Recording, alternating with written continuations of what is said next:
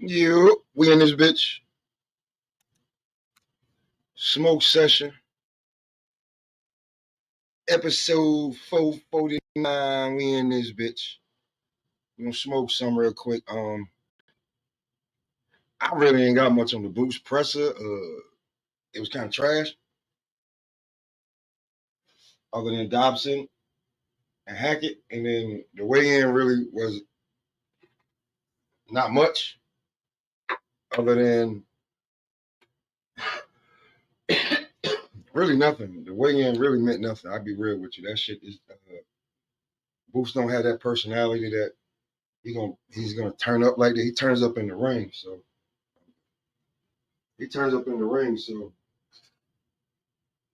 a little bit of a. If you're looking for like drama or something, you definitely wasn't gonna get it there.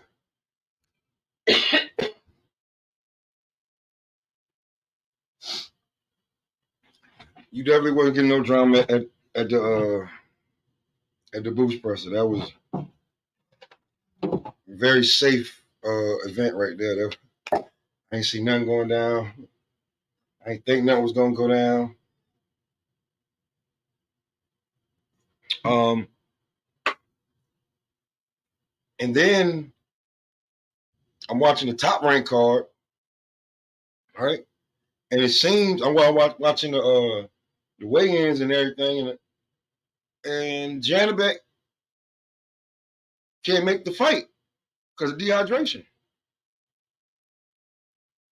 So the Tevin Farmer and the other Spanish kid, I don't make me disrespect him. That's the headline there. That's the headline. So back to yesterday and the topic and what Boot said on his own in Cigar Talk. And now people, does it look so crazy? Like 160 is really wild to fuck over.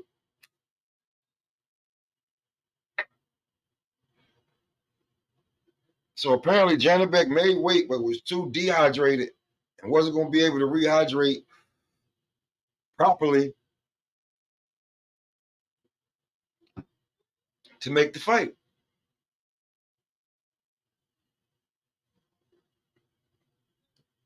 So this man can't make the fight, right?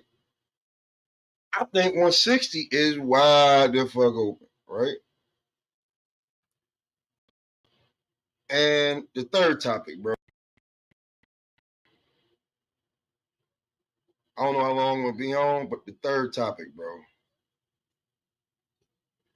Oh boy.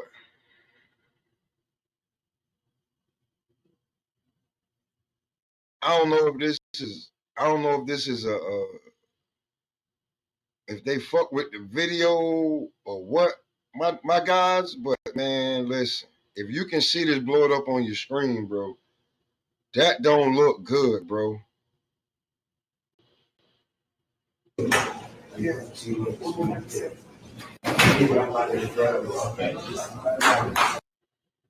That don't look like the water that was put in it, bro.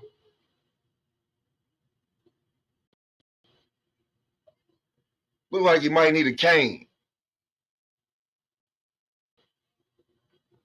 And we ain't gonna say that his clothes is big. That man looking a little frail. That man looked a little frail right there for the brown ball. I mean, he was always, small, but man, he looked a little motherfucking frail right there, man. Real talk. He looked a little frail. So I think Boots is fit for I think Boots is fit for I don't know when it was taken, bro. Like I just look, I ain't go look it up and see where it was at and all of that. But I hope that shit. That looked like, not too long ago. Because that's what Wilder looked like. That's what he looked like now. He was a bitch, he looked like, he had a little bit more bulk on him when he was fighting, but When you a heavyweight, man, that shit hits you, that damage take toll like no other. He looked like he close to being going over there and sitting down with Buster Douglas and Razor and Riddick Bowe and them. Vander Holyfield, he ready to go over there to the Mumble Club, damn near.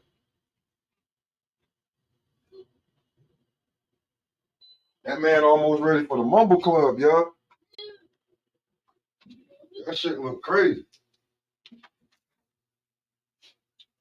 But let me get back to Boots, right? Because 147, I mean, 147, we don't know. I don't know. It could be lucrative for him. It could be very lucrative for him, depending on how Eddie gonna run him. But at 154, I see him getting frozen out. I think at 160, they'll be disrespected that he just came up there.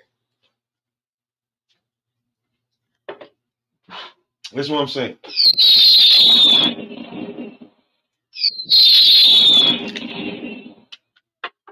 Going from 147 to 160 back in the day, now that was no problem because that was the other weight class. If you was gonna move up, that's where you was gonna have to go to. You had to go there, right? But now there's a weight class in between, and they feel like you don't have to do like you used to, and make that big jump. You know what I'm saying? Maybe hurt yourself or get clipped. You can see if you actually gonna go up there and fight them guys or not, right? NWCCU Hold on. named a Center of Academic Excellence.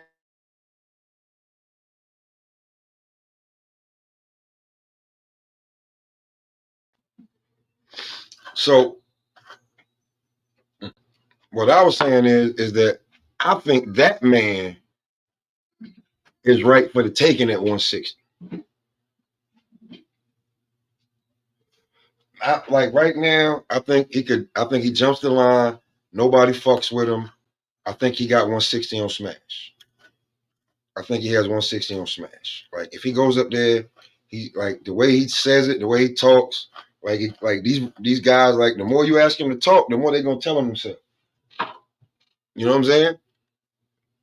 Like you know what I'm saying? If you don't know what to say in the interrogation room, you'll be you give yourself away. That's just real.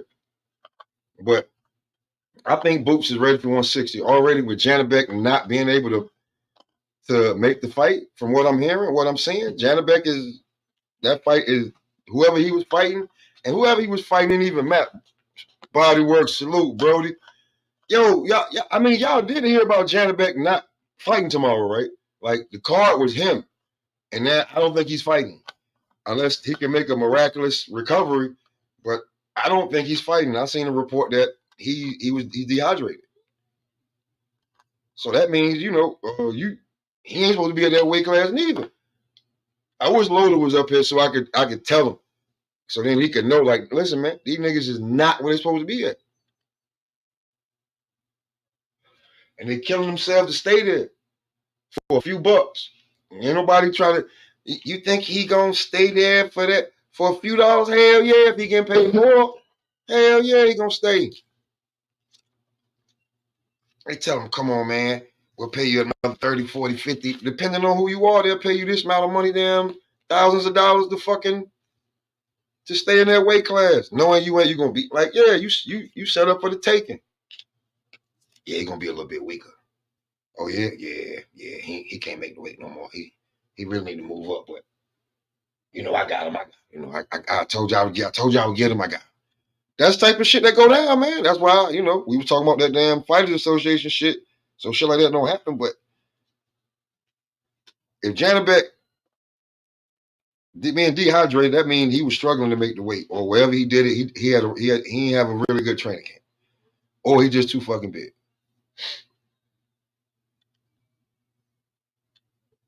Yeah, you see what I'm saying? So basically what they're saying is that he was not going to be able to rehydrate properly. He would have been weak as fuck, and we might have seen something like what happened on the Pro Box shit.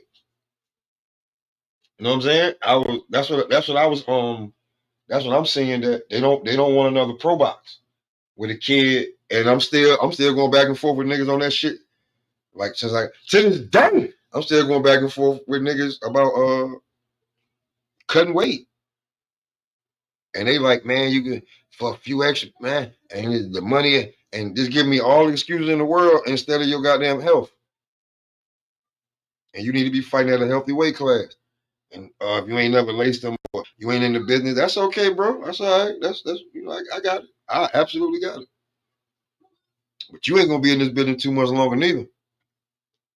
Your goddamn your brain start defecting because you cutting off oxygen and water to that motherfucker. Then you go in there and the motherfucker rattle your goddamn brain around your damn head. Nah, I don't know what the fuck I'm talking about. I don't. Because to be truthfully honest with you, ain't not like maybe it's time for some of you niggas. Maybe it's time for some of you niggas to find a gig or a 9 to 5 and be good sparring partners. And if the fight come up, you fight. But listen, you make it. That's your hustle. But everybody ain't gonna be no star. And what I'm looking at, weight classes and drains and politics, man, this shit it ain't gonna be for everybody. It's not gonna be for everybody. It's not. So in my mind, I think that everybody should be I think a lot of motherfuckers should be looking at that move. I think that's just me. And if Boots don't move up, that 160 is for the taking. I'm just saying Boots because if you want to make a splash, bro, stand at 147. Your best fight maybe be Stanionis or Brian Norman Jr., and you still ain't gonna get much credit for it. It's just gonna be like, hey, about time he fought somebody. But if you move up to 160 and you beat up some of them niggas at 160, first of all, they're gonna be like, oh, you know what I'm saying? That's a pound for pound move. You was big. It was time for you to move up. You chose to be great. You jumped the weight class. You know what I'm saying? To get to 160, you didn't go to 154. But I'm only going off of if anybody be like, I'm trying to gas a nigga. I'm only going off of what he said in his interview. When the guy asked him about 168, 160, he was like, "Yeah, man, I get pretty big." Pause. That's what he said. Sparring heavyweight. So what are you doing sitting around with motherfucking?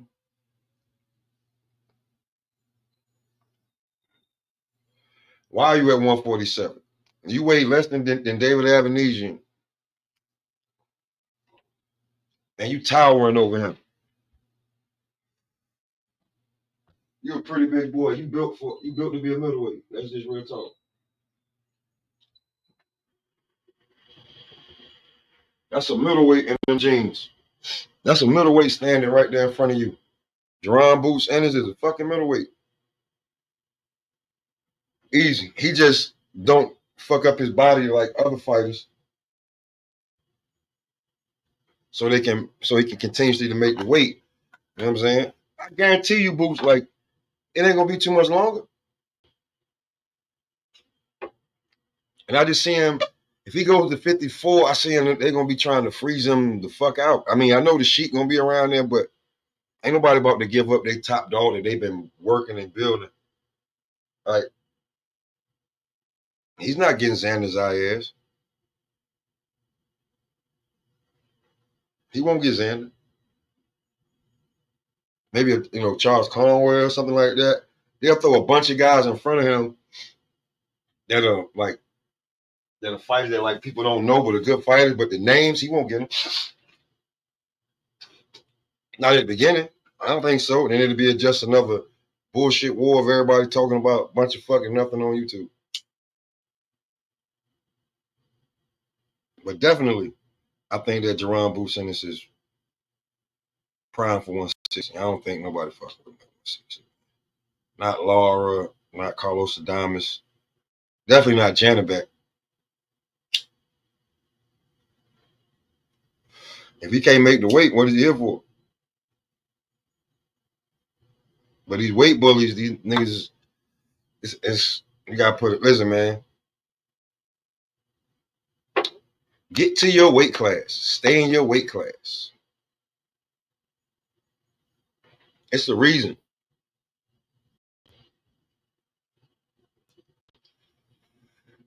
What's What's up, going my on? guy?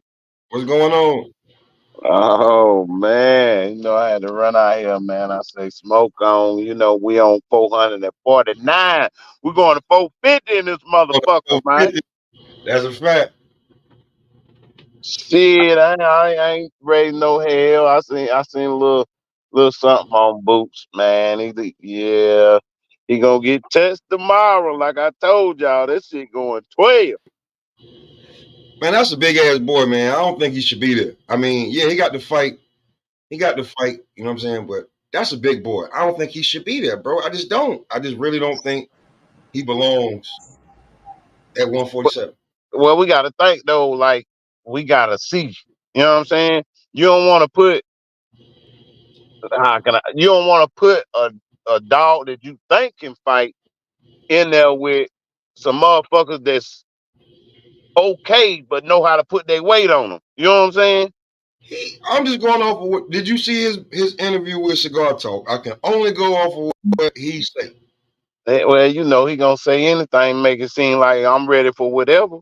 I got to tell you, I'm ready for whatever. Tank do it. You already know, man. We ain't even got to discuss that. Tank do it. So I see him like I see him getting Virgil like bodywork saying, but I don't think Virgil gonna have no belt. But just getting that work though. What's going on, AC? I don't think he gonna go up. Here's the thing. I don't think he gonna go. Why would you? All right. Why would you go up to 54 and not be getting ready to get no title shot? Right. But if you go to 160, there's no names that can duck you. One maybe one fight, and you're looking at one of the champions. There's only three. Because Janabek got two belts, but how much longer is he gonna be able if he's dehydrated? So I don't know if people understand what the fuck I'm saying. Jennebeck If is he's out. dehydrated, he's dehydrated to the point that he can't rehydrate without the IV and be healthy. He too big, man. I saw. Listen. I'm so far leaning off the edge where I think I'm ready to just fall or jump off the cliff. That I think he gonna get upset by Avanesian because Avanesian looked good. He looked like he in his weight class. He looked good.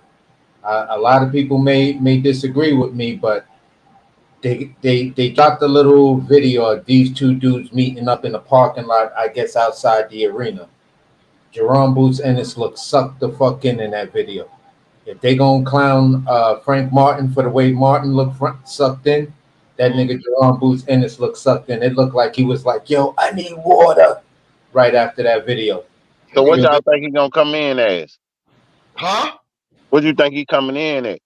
168? Probably 170 or some shit like that, which He's is which. 6 feet tall, bro. He's 6 feet tall. Right now, that nigga eating Philly cheesesteaks with the fries with the chip. Cause you know that you can eat. Now I can eat. Now I Yeah, can but eat. that's still the same thing. If people gonna crucify Dev or for what Dev supposedly had done, what what uh what old boy, then listen, you got to give Boots the same energy, man. Because listen, you ain't if you come in tomorrow looking big as a motherfucker, I'm like, nah, bro, nah. Give this nigga, give this nigga all, give this nigga all the spices, man. Because he you he need. come in looking big as hell. He gonna get his ass knocked out.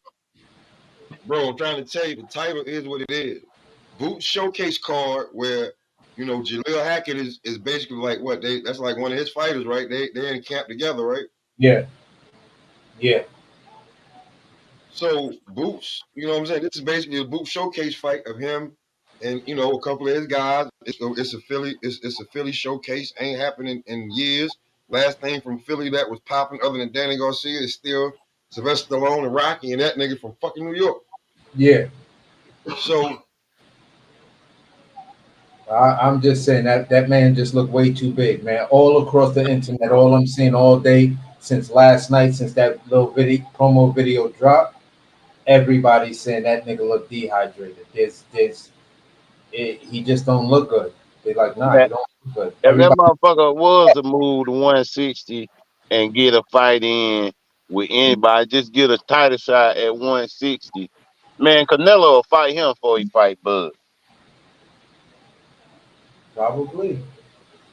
I just think, oh, He's a big fucking dude, bro. He bigger than Mel. I guarantee you, if you give him time, he bigger than Mel. yeah. He bigger than Mel. He probably like Maul, bro. I'm telling you. That's a Yeah. big fucking boy, man. That's a big boy. And he just ain't look right to be all skinny and that much taller than Avanesian. Like the hell, He gonna bruh. 10 pounds and he rehydrate, bro. He's still gonna, like that 10 pounds gonna look crazy when they reweigh him. And then how much he gain, and then once you start getting in the ring, and then you know what I'm saying, you start moving around and your body starts to breathe. And man, I don't want it, man. They gonna be big as hell. Yep. Yeah. They're gonna have to use it. Yeah, But you gotta use it. I get what Bill's saying where, them boys at 160 is used to being cracked and everything else at 160. That's Apparently he beating them up, bro. Like I'm only going on for him I because know this is what you going on because both, everybody across the board, I'm backing you up on this, Pop. Everybody across the board is like, this needs to be Jerron Boots in his last fight at 147. Fuck them belts. You already got a belt how you got it. Fuck it, deal with it. Whitewash your history, move up, bro, because this is not a good look for you. They clowning this nigga online right now because how sucked in he looked. Like if he nah, don't have any more fights at motherfucking 147, it's got to be for Brian Norman's WBO. And then you can start fucking with that. Like, I don't know if the IBF, if you could jump all the way up to the IBF and challenge who's that champion? Janabek. I mean, you got Eddie Hearn, shit. He should be able to pull something out the hat. But at the end of the day, if the Boots fans are, seeing what we seeing, they should be screaming he should be going to 154 to chase Crawford. But we know that's not gonna happen. That's not smart. That's not smart. You're trying to chase him. He's got maybe 3, 4 fights left. They're gonna throw 3, 4 fights in front of you before you get a fucking title shot. Not if you Boots, right? You He high Boots. That's risk, what low they said. reward. You high risk, low reward right now. And They nobody said he really knows Boots. you. Oops. Like outside of you about to go pack Philly because niggas know you. Nobody really niggas be like when they don't even say his name with conviction. They be like, what about Boots? Not, Right. you know what I'm saying? They don't be like, is that nigga Boots? Nah, because you want to know why? Here's the bad part. A lot of people I spoke to, what the fuck did he do on the Tank card? Nothing. That's down, nigga. You was right before Tank. Everybody said we need watch you.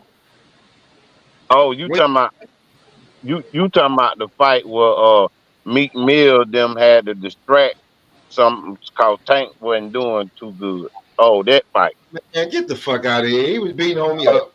Man, what the fuck ever, man. He Beat, started beating him up to that shit happened in the crowd. And he beat, stopped the fight. you, like everybody. Listen, okay. Tank got how many fights? 30 28. what? How many he got? Ain't it something like 28? Somewhere like 28 to 30, right? And like Yeah. only 2 of them motherfuckers heard the final bell. So motherfucker, listen, the motherfucker hit Hector so hard it affected him in the next fight. Man, come on, man. If they dropping my shit off on the Amazon truck and then go fight Tank, hell, I wouldn't make it to the bell either. Well, I tell you what, my nigga, it's not my fault that the fucking want to listen, be assholes. You know what I'm saying? Just cause Meek Mill is like rooting for Tank, and them niggas are like fuck Tank, like oh goddamn. We know y'all niggas going through something right now, but damn, Hey, hey, that the Going fight through didn't some break shit. out the alphabet, man. Them niggas are going through some shit. I get it, but damn. He gonna be out there. He gonna be. They should be out there this fight tomorrow. Who? Meek and our beans and all them should be at this fight. It's in Philly, right? Beans and them and Gilly. I don't know about no. I don't. Meat can't be out there talking about some get up.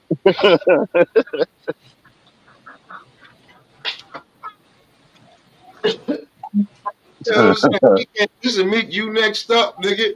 You got the Diddy case. Ross got beat up. You next, nigga. You better be careful out there. But they ain't gonna pull up with whack 100. Get my lighter back, nigga. Man, listen, body work. I hear what you're saying, bro, but I just see what I see, man. I just see what I see, and that makes it even worse, knowing that he only can rehydrate to with 10 pounds. You feel what I'm saying? Just He's still truthfully honest, the last time y'all two went chose opposite sides, you got the Paro. yeah. So at the end of the day, bro, I this ain't looking like a good look for him right now, man. I ain't wishing nothing on him. I want to see him win and everything, but this ain't looking like a good look right now. Just what my eyes are seeing. I don't know if everybody else eyes see that, but I see a couple of pretty respectable boxing pundits that got the same concerns I got right now. I want to see him in a fight. I don't care what he do. I want to see him in a motherfucking fight, and then we can see what he made of. He gonna be in one tomorrow. From what it looking like, he gonna be in one tomorrow.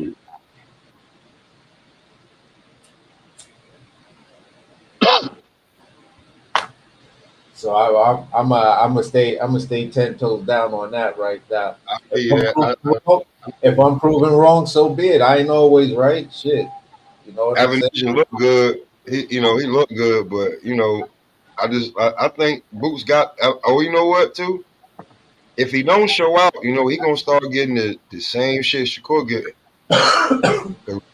Right, nigga. Then This when is it your card. This is your hometown. everybody's there. Like, are you used Yeah, to I'll be this shit? back. I'll be back. This is his card. This is his hometown. It can't be a matter of if. It's got to be a matter of you did. That's what we need to be talking about. I need to be eating crow tomorrow. Like, yeah, that nigga came in there. He did his thing. All respect, dude. That motherfucker, boy, he look amazing. Everything, ooty, ooh. That's how it's supposed to go tomorrow.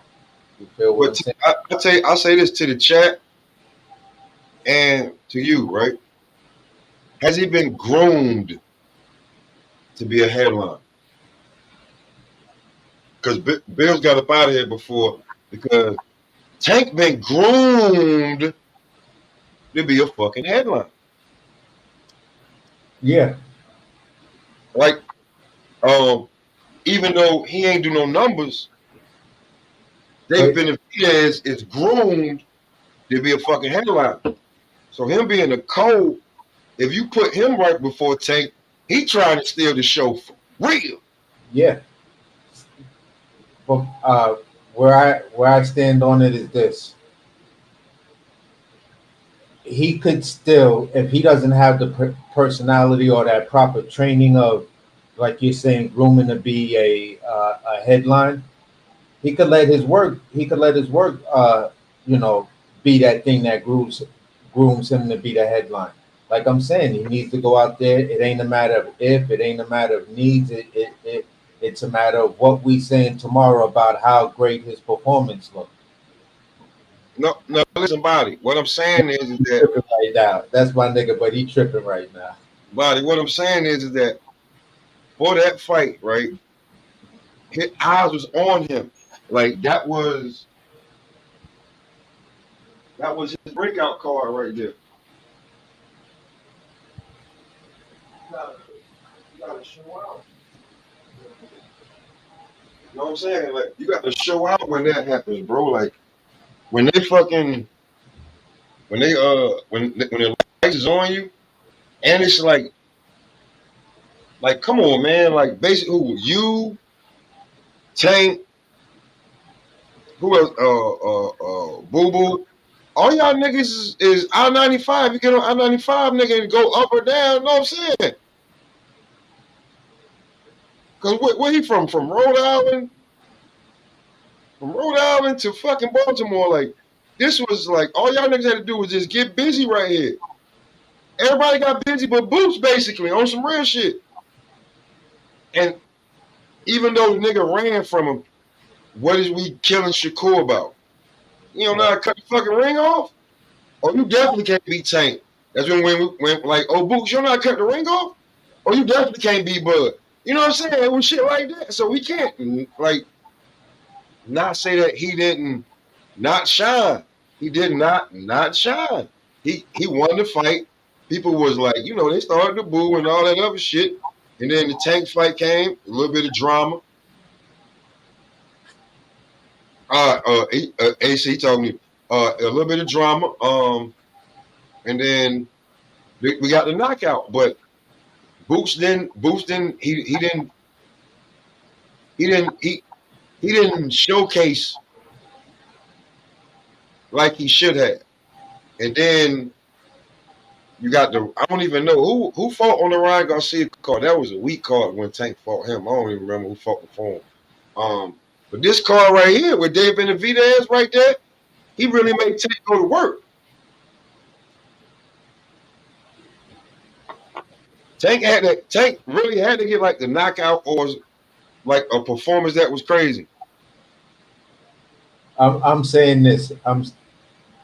I'm saying this. I throw out a lot of perspectives. I don't know. I can't see how the fight's gonna come out. I have no idea how the fight's come out. I have no crystal ball to tell me whatever. Sometimes I be having mixed feelings, and whatever my feeling or my insight is telling me, that's what I see. That's what I talk about. You feel what I'm saying? It ain't. I'm just nothing I'm saying right now is concrete. Nothing I'm saying right now is fact because the fight hasn't happened. I'm saying if he comes in, uh, this, and that, and it don't look good for him right now from where I'm at, and from the two times I seen him, I'm just like I don't know. Yeah, I looking at what the internet's saying. That's also what I'm quoting. He Everybody's saying he got to move up. This should be his last fight at 47. They're saying it's not a good look for him right now. He's looking sucked in. He's looking dehydrated. Okay, I agree. I can't deny what my eyes definitely see. So my eyes see a dehydrated looking fighter. You put it in. There's a tent for the IBF. He only could put back on 10 pounds. Looking way back at their first stare down at that first presser, Jerome Boots Ennis looked massive compared to Avanesian. How does he rehydrate to something that he's comfortable with, where he only can rehydrate 10 pounds? Because he looked way more than 10 pounds at that first presser. That's what I'm talking about. So if you following me, there's a consistent logic. There's a consistent logic to what I'm saying. You feel what you feel me? I'm still saying the same thing I've always said. If there's this weight issue based on the way this motherfucker looked at that first jump off, yo, I'm not sure. I've been saying that since this fight been made. I give David Avanesian his props. I'm not one to just write him off and say, nah, Boots is gonna do this. Where some people is, oh, this is gonna be a whitewash and everything. Yeah, we thought a lot of fights was gonna be a whitewash, but it didn't turn out that way. So at the end of the day, I'm just saying, I've seen a lot in my day in boxing, and looking the way this dude looked from the first press conference to that video that the zone dropped with him and Avanesian in the parking lot, that motherfucker looked sucked in. He looked like a caveman. How his motherfucking forehead was over his eyes. I was like, whoa. And if you read the comments on that video, almost every last one of them, I saw it when it was only 85 comments. Oh, every last one of them was talking about, yo, this motherfucker, yo, Boots he looked dehydrated. I hope he moves up. They all still giving him the win, but they all still making the same statement that's being made. I think you look sucked in, bro. I don't think 47 is your weight class no more. So I mean, I don't like. Have you really been paying attention to Boots like for a while before he yeah, even got the belt?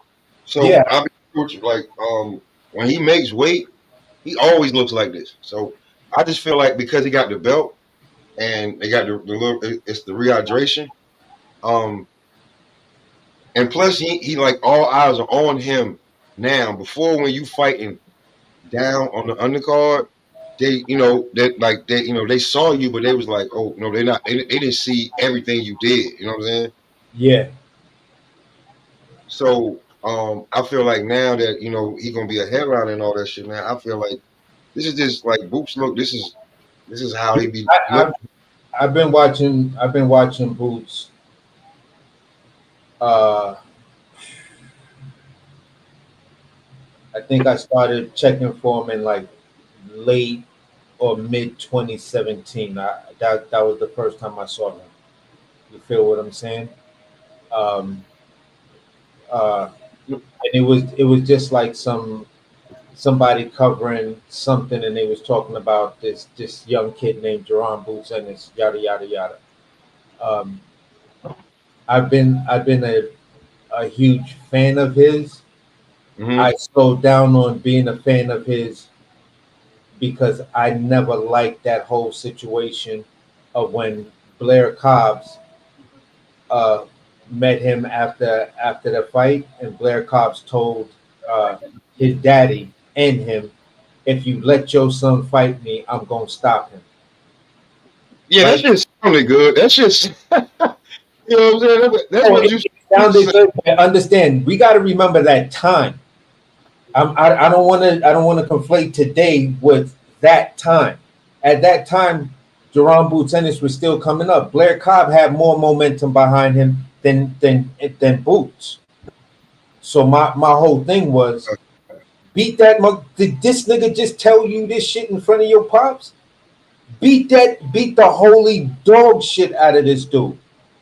You feel what I'm saying? And then when his pops was saying some weird goofy shit, he was like, "Yeah, yeah, you know what time it is.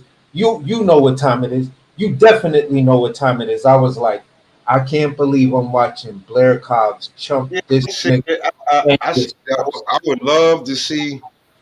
I would love to see Blair in a couple more fights, maybe one or two, because I don't know where if I don't know where they fought at the catch weight or they fought at 140. They fought at 140, I think, right? And he was I don't remember. so yeah, Wait, like, amateurs? but I'm like my issue with Boots ain't his fucking him making weight. That ain't my issue. My issue is he a big motherfucker. You know what I'm saying? And he said he said he gets up there. I'm just saying he said that, and I'm looking at 160 like it's why if Laura got a belt, come on. Yep. If Laura got a belt, come on, man. Come on, man. Come on now. Laura got a belt. He from 147 to 160, and Didn't Danny go up there and get a belt? no, him and Laura never fought. Danny Garcia never. They never fought. Somehow that fight never came to fruition. Wow, that's crazy. But all I'm saying, bro, is listen, man.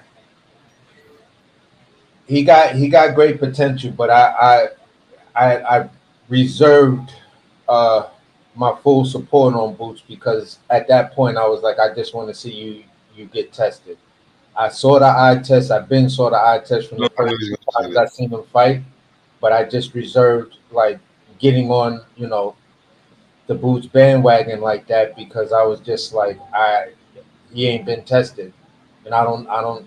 I don't know if he's Yeah, really. like when it come to that, nah, he really had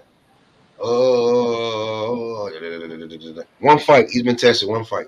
Um, Who, Karen Kukachin, Villa, Vic, what, what's, huh? the, Look in, the nigga he fought after Karen. huh? The nigga he fought after Karen. Yeah, that guy. Roman Villa. Yeah, yeah, the one that beat the one The that one beat the one that Rashid. defeated.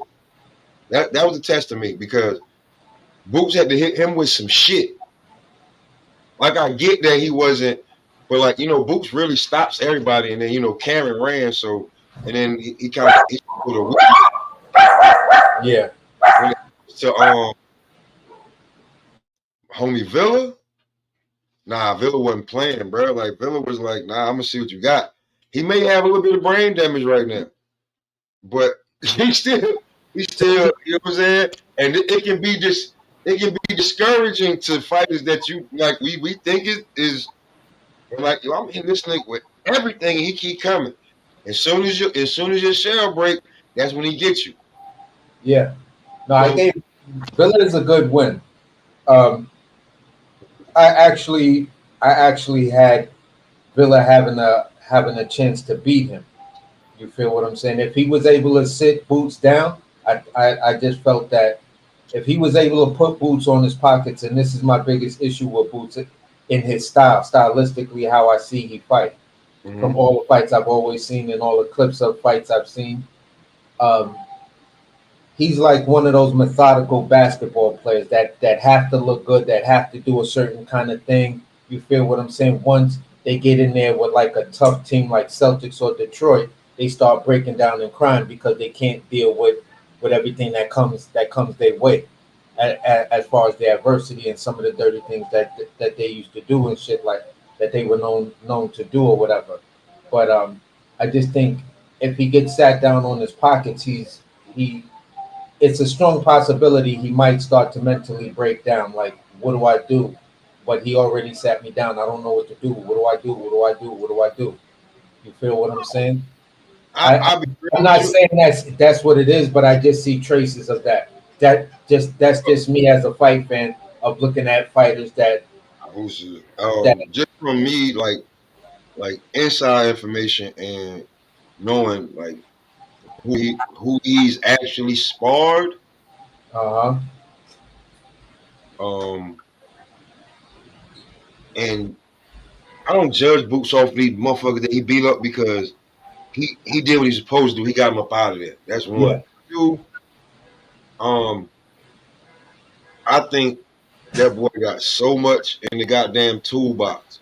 Just like any other great fighter, like a Tank, a Bud, a Canelo, Benavidez, or Usyk, or Fury. Like, you want to go to the little fighters, the Inoues, like Gary. Like he got something. He got so much in that bag, right?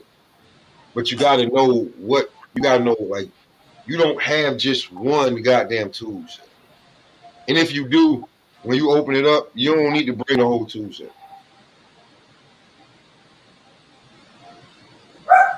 Look, I feel like this, You don't Pop. need to showcase the whole tool set. But I think that I because I feel think this guy's a big guy, bro. Like and like he's a big guy, bro. Like I'm only saying it that's what. because I'm his height. So I know that if he's like nutritionist and eating like he's supposed to, and then a few times like once you get you get some paper and you ain't getting no fights it's kind of hard to stay completely dominantly focused. Like, and you're a big guy. He has a big frame. He does not have a small frame. He has broad shoulders.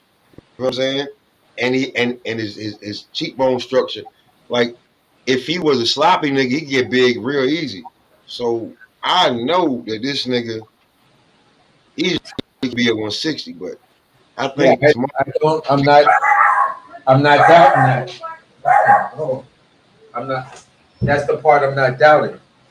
When I seen him in the past, when I seen him in the past, uh, at weigh-ins and shit like that, even when he had his hair low and he was rocking just the stubble and shit, like the stubble beard and shit like that. When he made weight, he still looked within the parameters of making weight. You feel what I'm saying? He still looked like, okay. You still look you all right? Okay, cool. It wasn't nothing that made me look at him like, whoa, you look kind of sucked in there, bro. You feel what I'm saying? Um, when I look at him overall, right? When I look at him overall, when I look at him uh, compared to other fighters, right? Yeah. You've got 30 30 fights in. You feel what I'm saying? You got 30 Yeah. fights in, Yeah. right? Let's think what Shakur Stevenson did. If people want to say he's that guy, let's think what Shakur did in 22 fights. Yeah. 3 division champ, former lineal champ, right? Let's think what Dev did. Lineal champ, uh, undisputed champ. You feel what I'm saying? So in the amounts of fights you've had, and this has pretty much been your own weight class, the only weight class you've been in. The fuck are you doing? If you got all of these tools, you got all of these tools in the toolbox. Why did you have to be emailed about? That's You some Devin none right of there. none of that none of that time your peoples and everybody didn't feel comfortable enough to make a run. You feel what I'm saying? I had a Keith Thurman when it was just basically Keith Thurman and Pacquiao in that division. You were still fighting in that division when he was there. You couldn't fight. You couldn't get the Yeah. Ugas fight. You couldn't do the Jeff Horn thing. That man had no name. Like he was definitely not going to be put in the mix. The money was already like even though they was postponing it and fucking with it and shooting dice with the money. Like if that was the case, they'd have put Boots in there with Pacquiao, bro. But like, because like you really think they thought Ugas was going to be Pacquiao? No, Exactly. So they definitely knew Boots was going like. but you I, pulling Ugas up from 140. You pulling Ugas up from 140. He's a blowed up. He's a blown up 140 pounder. but he But looked my great only against point is, I don't have a problem with a fighter being moved slow. You feel Mhm. what I'm saying? I don't have a problem with a fighter being moved slow and developing many looks if you don't have that strong amateur pedigree. You, Mhm. you you feel what I'm saying? I don't have an issue with that because now you're a true example of learning on the job. You feel what I'm saying? You're gonna have good showings. You're gonna have bad showings. I'm not gonna critique you on that because you're learning on the job. You feel what I'm saying? Um, but for me to come from the the Ennis family, you feel what I'm saying? People in your family already know the game. They already know the game. You had several fights where people were talking about, um, oh, Jerron Boots and it's this and that, and then you just let your momentum just crash and die. There were like, let's say before the Karen Kukichin fight, right? Mhm. Before the Karen Kukichin fight, um, you had Lipinets, right? That gave him some momentum.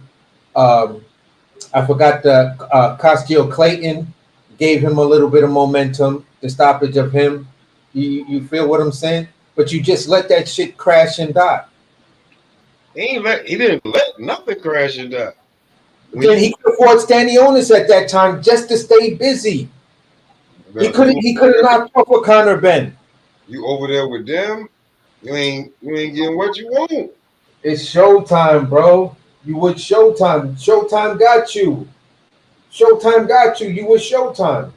Who If got this is standing not on the this? worst example of mismanagement, and now everybody trying to act like it's 10 other different things right now. I'm like, okay, Who's I trying get to? the Who whole was eye trying test. I to? get the whole eye test thing, but let's get a little past that. Let's I really. get that, bro. But like, who was like when at the time, like just like before, when you talking about with the Blair, Blair was on Golden Boy, and them niggas was not doing like business like that. They just wasn't. And like Stanionis was with who? I Who was don't like? Because at the time the shit was so know. territorial. Like you ain't getting. He was always with Stanionis is with the zone, right? I don't know who because he's I didn't know who he was signed to back then, so but if he I if he's not to the zone, it's definitely not going down because the zone was trying to put Showtime out of business. So yeah. that definitely was not gonna like a lot of these fights was not gonna get made because motherfuckers was like, you need to be signed with me or or you need to Yeah, get rid of your fucking promoter or shit. Like shit was like just some bullshit that niggas made their channels off of. but basically what I'm saying is this. You after those stoppages, and you're not disagreeing with me too, and you're not disagreeing with me, let me just point that out. After the Costello Clayton and Lipinette stoppage, he had a lot of momentum coming behind him, and all of that shit just crashed out. You feel what I'm Well, saying? I remember, listen, Bodywork. I remember because he was like, "Who, Jerron? Who?" I remember seeing that video when Keith Thurman was saying he didn't even know him. I remember the video after after he knocked out after he stopped lipping it. Fucking Keith Thurman was like, "I ain't never gonna fight that dude. I ain't never gonna fight that dude. I ain't never fighting him. That dude's a monster." I remember that video right there. That was one of his statements. I don't know if he ever took that shit down, but I remember Keith Thurman saying that, and I was like, that is pussy. I remember Keith Thurman asking for $10 million to fight Jerron Boots Ennis when he did remember who he was. So like I don't know, I don't know who like because I was like, is Stanionis on PBC or have I seen him fight somewhere else? But I know like if you look him up, it's a PBC over there. But I didn't know who he was signed to. But I think he's like independent, but like I I don't know, I don't know. You know what I'm saying? But what I do know is that all those fights was thrown around, and like he's and like hey, and like he said, what's it called was supposed to make that fight 3 times. yeah, bro, but I listen, man. I get the business side of it and things like that, but like I gotta quote Bob Arum on this one. He said, "Listen, a lot of these young fighters have unrealistic expectations of their worth, and they let opportunity go by because of these unreal expectations. You got to build up to that." Well, he just like you said too, man. He signed to Showtime. Him and his father listening to niggas. They getting Boot and not like it's not like Boots wasn't getting Boots was getting some nice checks. He was fighting a whole bunch.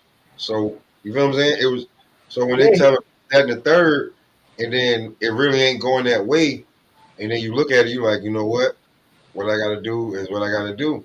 And but you know, you in a contract battle, you gotta he showed loyalty. That showing loyalty can, you know, make you look bad or make you look rusty because you haven't fought in such a long time. Because you was like, do I stay with? Do I go with the Amazon? Try to make it. Man, these niggas ain't fucking with me. They only fucking with. And then so you go into the zone, and it's like, all right, cool. Now I got a platform, and I got dates, and I got opponents. Word. What he say?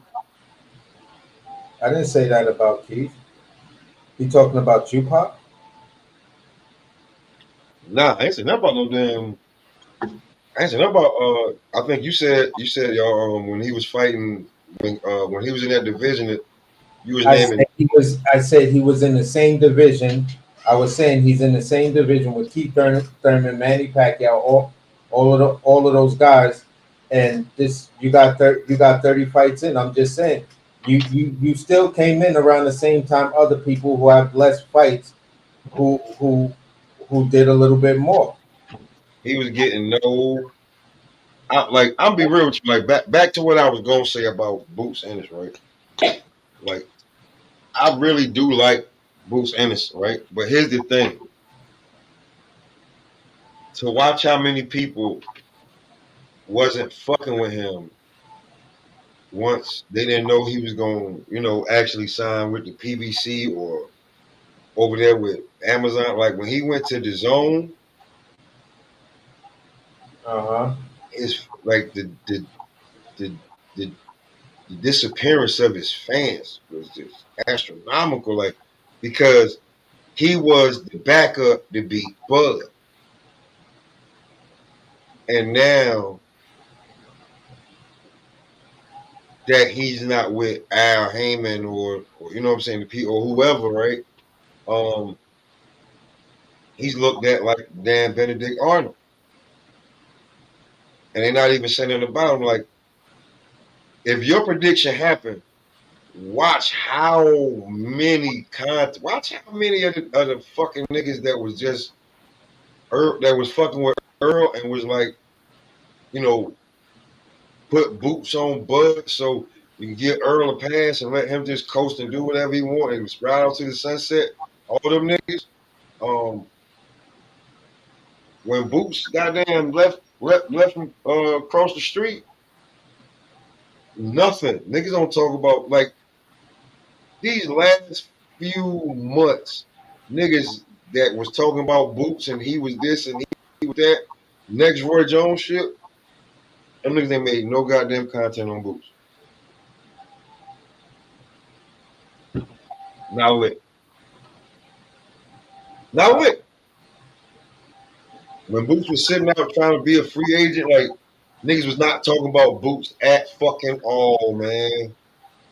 As soon as even if they knew or got a whiff that Boots wasn't gonna sign back, he probably going over there with Eddie.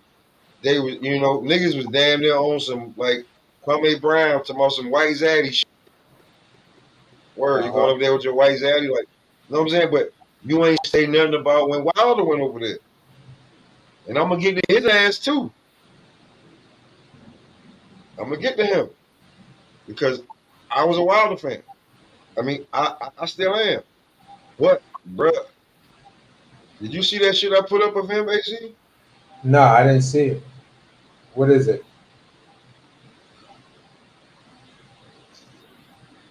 Boom, boom, boom, boom. I don't even want to do it to the nigga. Nigga, bruh.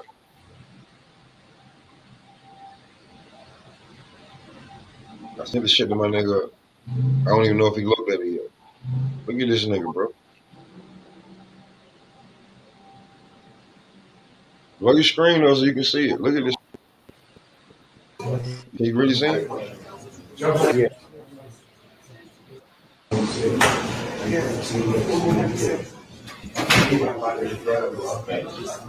Right?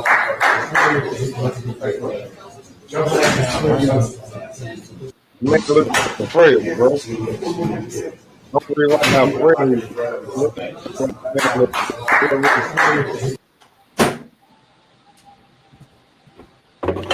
They looking frail, like I got the glasses on and all that shit, but I have to know what he going through. I know the bitch trying to take all his money and shit. Like He looking like a nigga that nigga look like a sickness that like got the monster. He looking like a nigga from the 80s that got that monster. You don't, nah, that don't look right, bro. What the fuck, man? What up, Pop? What's up, AC? What's good, bro? Man, body I had man to was come good. on here. I had to come on here, but man, I be sometimes, man. I gotta admit, man, when I be sitting up here listening, you just be talking, AC. That's why I said, man, I don't want to be seeming like I'm confrontational. And then Pop, you don't really say nothing until somebody else say something about it. I'm like, What all this I stuff do you now? I listen. I let him get his point off. I already like my whole point was I think that the man could jump 154, and because I'm just once I seen why are Janet. we doing that now though? Why are we doing that now? Like why are Oh, we doing that? you Like where are. was the outrage? Where was the outrage when Boots left and went for Avenesian and left Smith at the altar? Like nobody ain't say nothing. Everybody like, oh, and then everybody credit him for the knockout. Nobody talk about the gloves. So the night before Boots fight, we just gonna get up here and just say all this stuff about how he should be fighting a different weight class and making up all these What love? narratives about What why happened? nobody fought him and why Keith.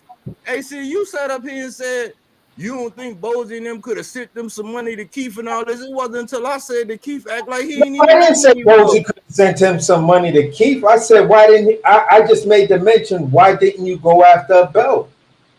He was going Who's at who had the coming belts. That's why I say you talk from like you don't the know what's been family? going on in boxing because everybody know that Earl Spence But had all the belts and Bud had the other one.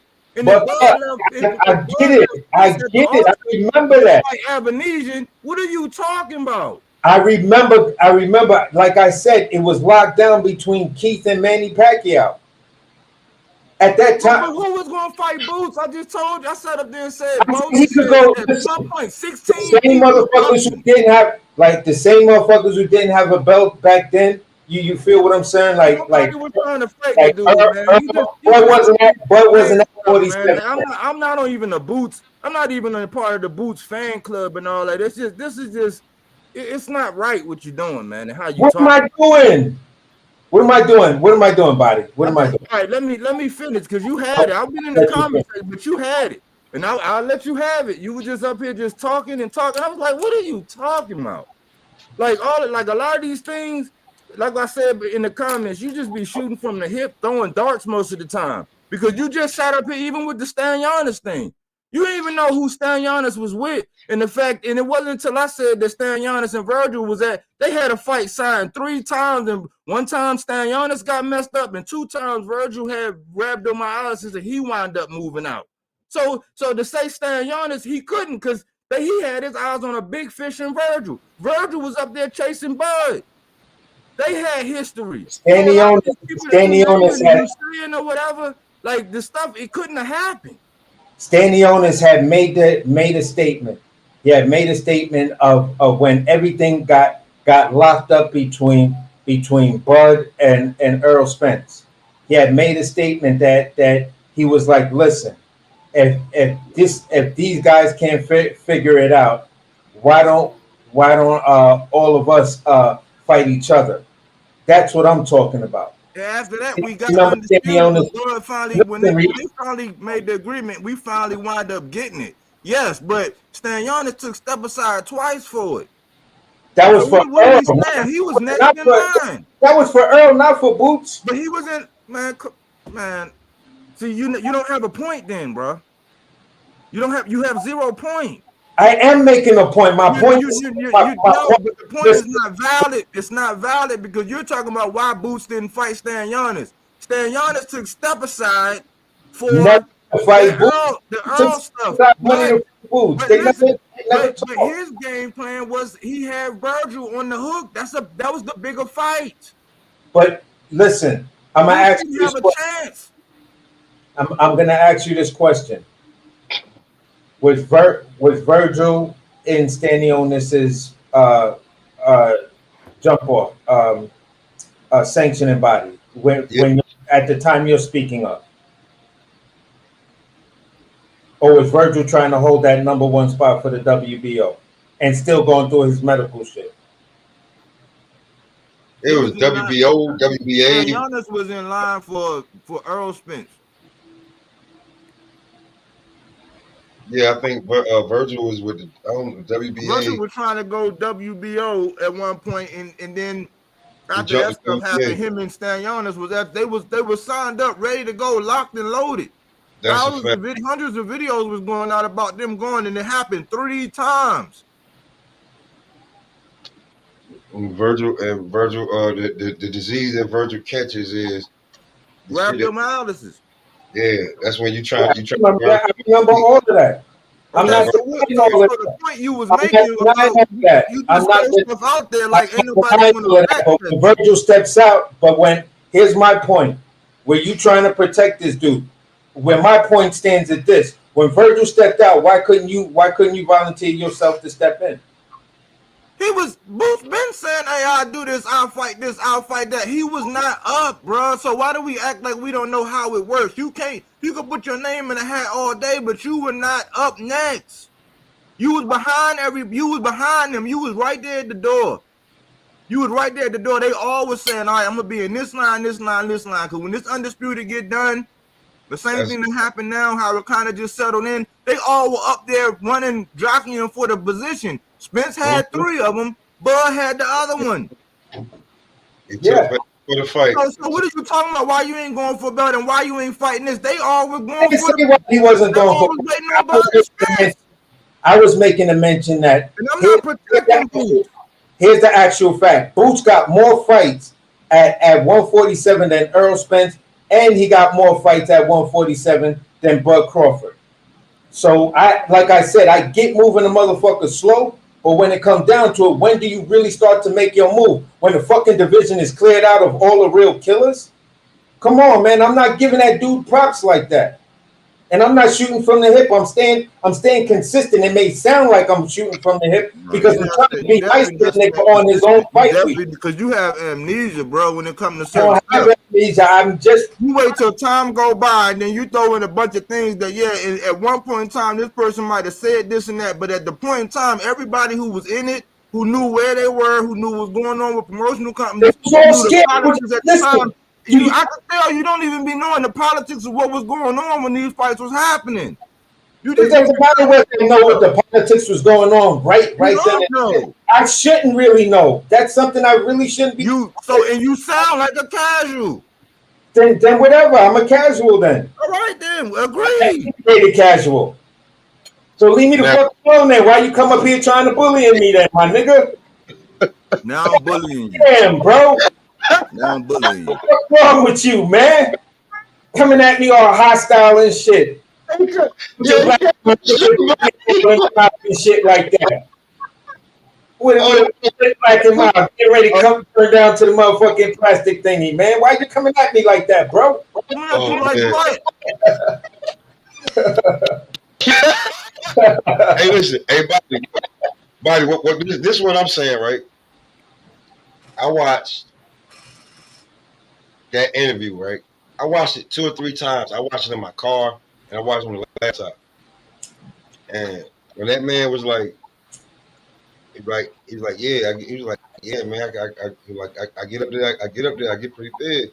I was like, And when the guy was like, I heard you know, 168, 160, 168. He was like, yeah, man. He was like, I feel comfortable up there. I was like, I'm looking at you. Boots is about my height. Looking at him, broad shoulder. I look at the 154 landscape and how they've been building this shit, right?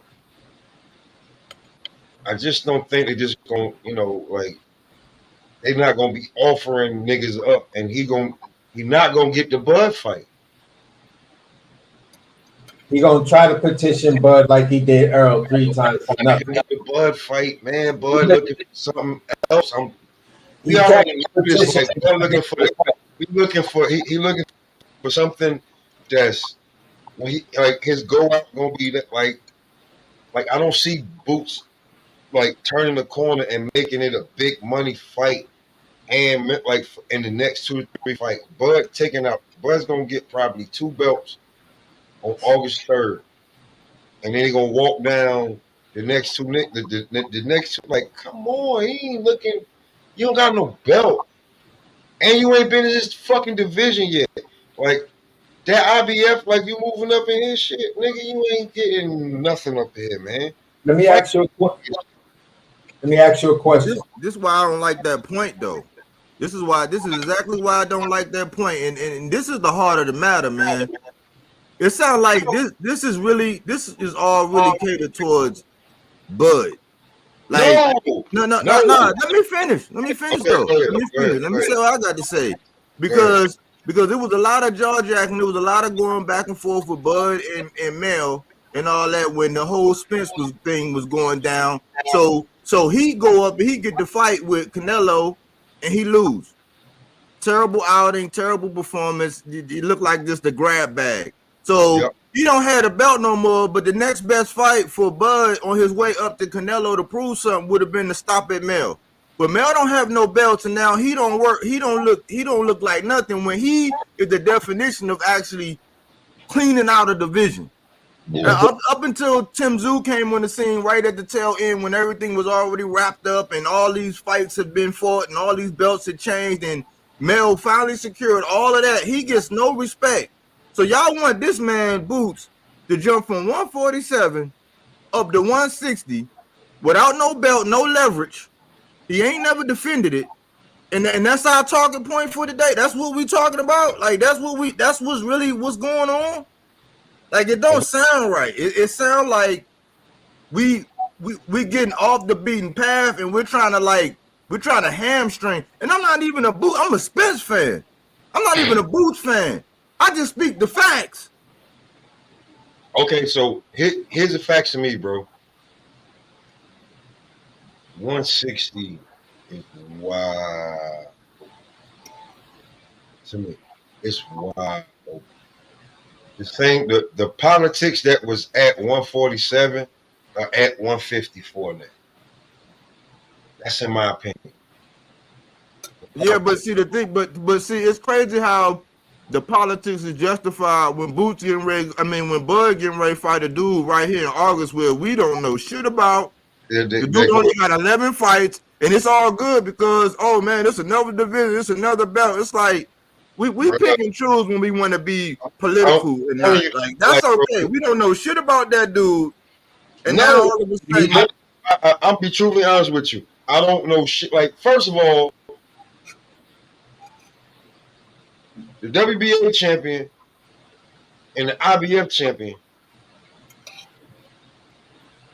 I never even fucking heard of. And then I was like, well, how they get the belt? Oh, when they fought, they did like miraculously that week they stripped Charlo, and that fight made them niggas the champs. Like, what the fuck? So I'm looking at it like, ah man, you got Bud over there, you got Earl, maybe one, maybe two fights left. Fundora still got Tszyu.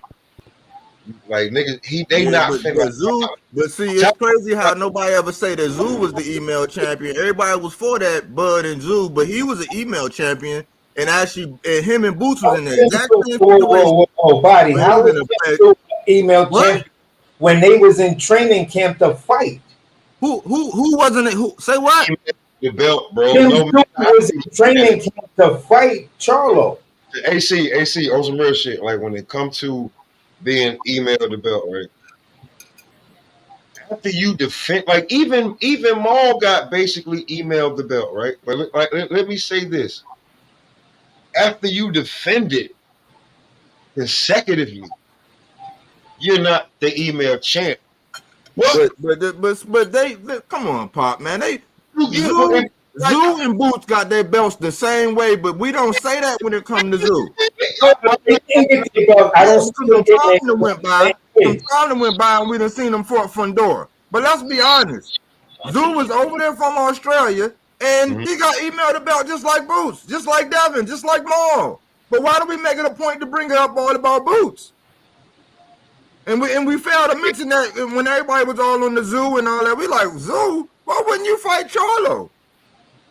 Charlo was the guy who Tszyu was pursuing, but you don't want to fight Charlo because he lost to Canelo, but you want to fight Canelo. We just moved the goalpost because that's cool. And let's say Bud says, you know what? I want Charlo's lineal championship because Charlo is just the champion in recess and he's still a lineal champ. You still can get that fight that way. But still, that's a hypothetical. We are all co-signing, or everybody's co-signing the fact he about to go fight this dude.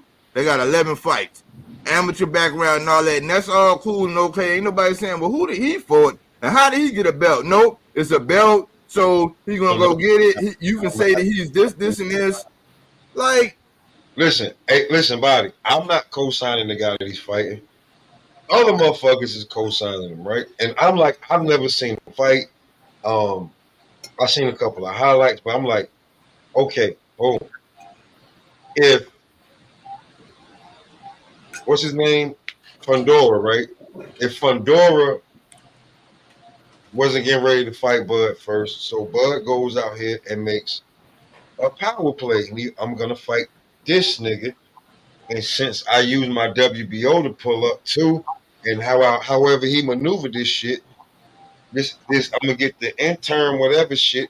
Whenever you fight, whoever you fight, if you don't fight me, motherfucker, for the WBO shit, you stripped. I got 2 belts, and whoever you after that, I'm gunning for either you or the motherfucker who got the IBF.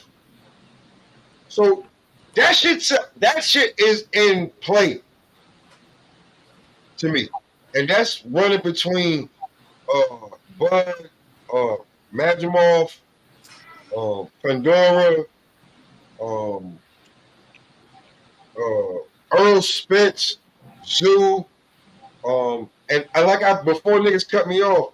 Top Rank's not offering Xander Zayas up the fucking boots in this. Not gonna happen. They're not gonna let him beat the shit out of him.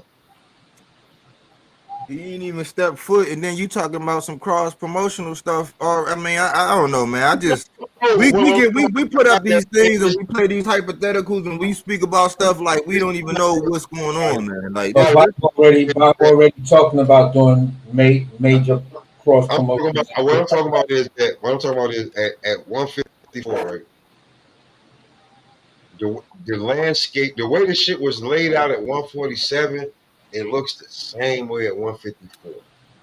To me, this is just to me, right? So I'm saying, I don't think it's a bad thing that, Boots, you can, like, I'm not talking about his weight cut, nothing. I'm saying at 147, there's Ryan Norman Jr., Mario Barrios, Danny Onis, and you. Trying to make them shits, and from what I've been hearing to the grapevine, I don't know how true it is, Barrios and Norman are trying to make a fucking fight. So if you stay there, right, like after you, because I feel like he's gonna whitewash Avenue. I don't know why I thought like Avenue got a chance. I think he's gonna whitewash Avenue. Well, no, I'm not talking about the verdict. I'm not talking about the outcome. I'm just talking about like this is what I'm saying. Mm-hmm. One of the reasons why I'm frustrated is because I was on this Boots moving up. It's been longer than a year. I've been saying, man, go ahead. If I was you, I would get a head start because you already locked out the door. The only thing is people are just now getting around to saying that, and it's a lot of Johnny come latelys who don't really know what the fuck was going on and how we got here. But we're not gonna ignore the politics of how this actually happened. Like I've been saying this shit because I can look at this nigga and be like, yo, this nigga is my size. And I'm just telling you that when I was around that nigga age, when I hit that damn growth spurt, I was a $180 and was feeling, and really, I was like, yo, I felt comfortable there. So I'm just saying, like, I know he can make 147. He can make 147 for maybe another year and a half, right? But what I'm saying is that I see this shit wide open. After watching his interview with Cigar Talk and then turn around and looking and being like, why the fuck is Janbeck not fighting? He's the closest to fucking undisputed at 160, right? So you got Janbeck with 2 belts, Lara, Carlos Adames. And I'm looking at all of them. And I do not think in any one of them, right? Just being for real, I think he can beat all of them, bro. And I'm just saying that if he's gonna move up, because I've been saying gonna move up, because motherfuckers been like when they was when they the fake Boots fans that was Earl Spence fans just riding Boots just cuz, right? On some real shit.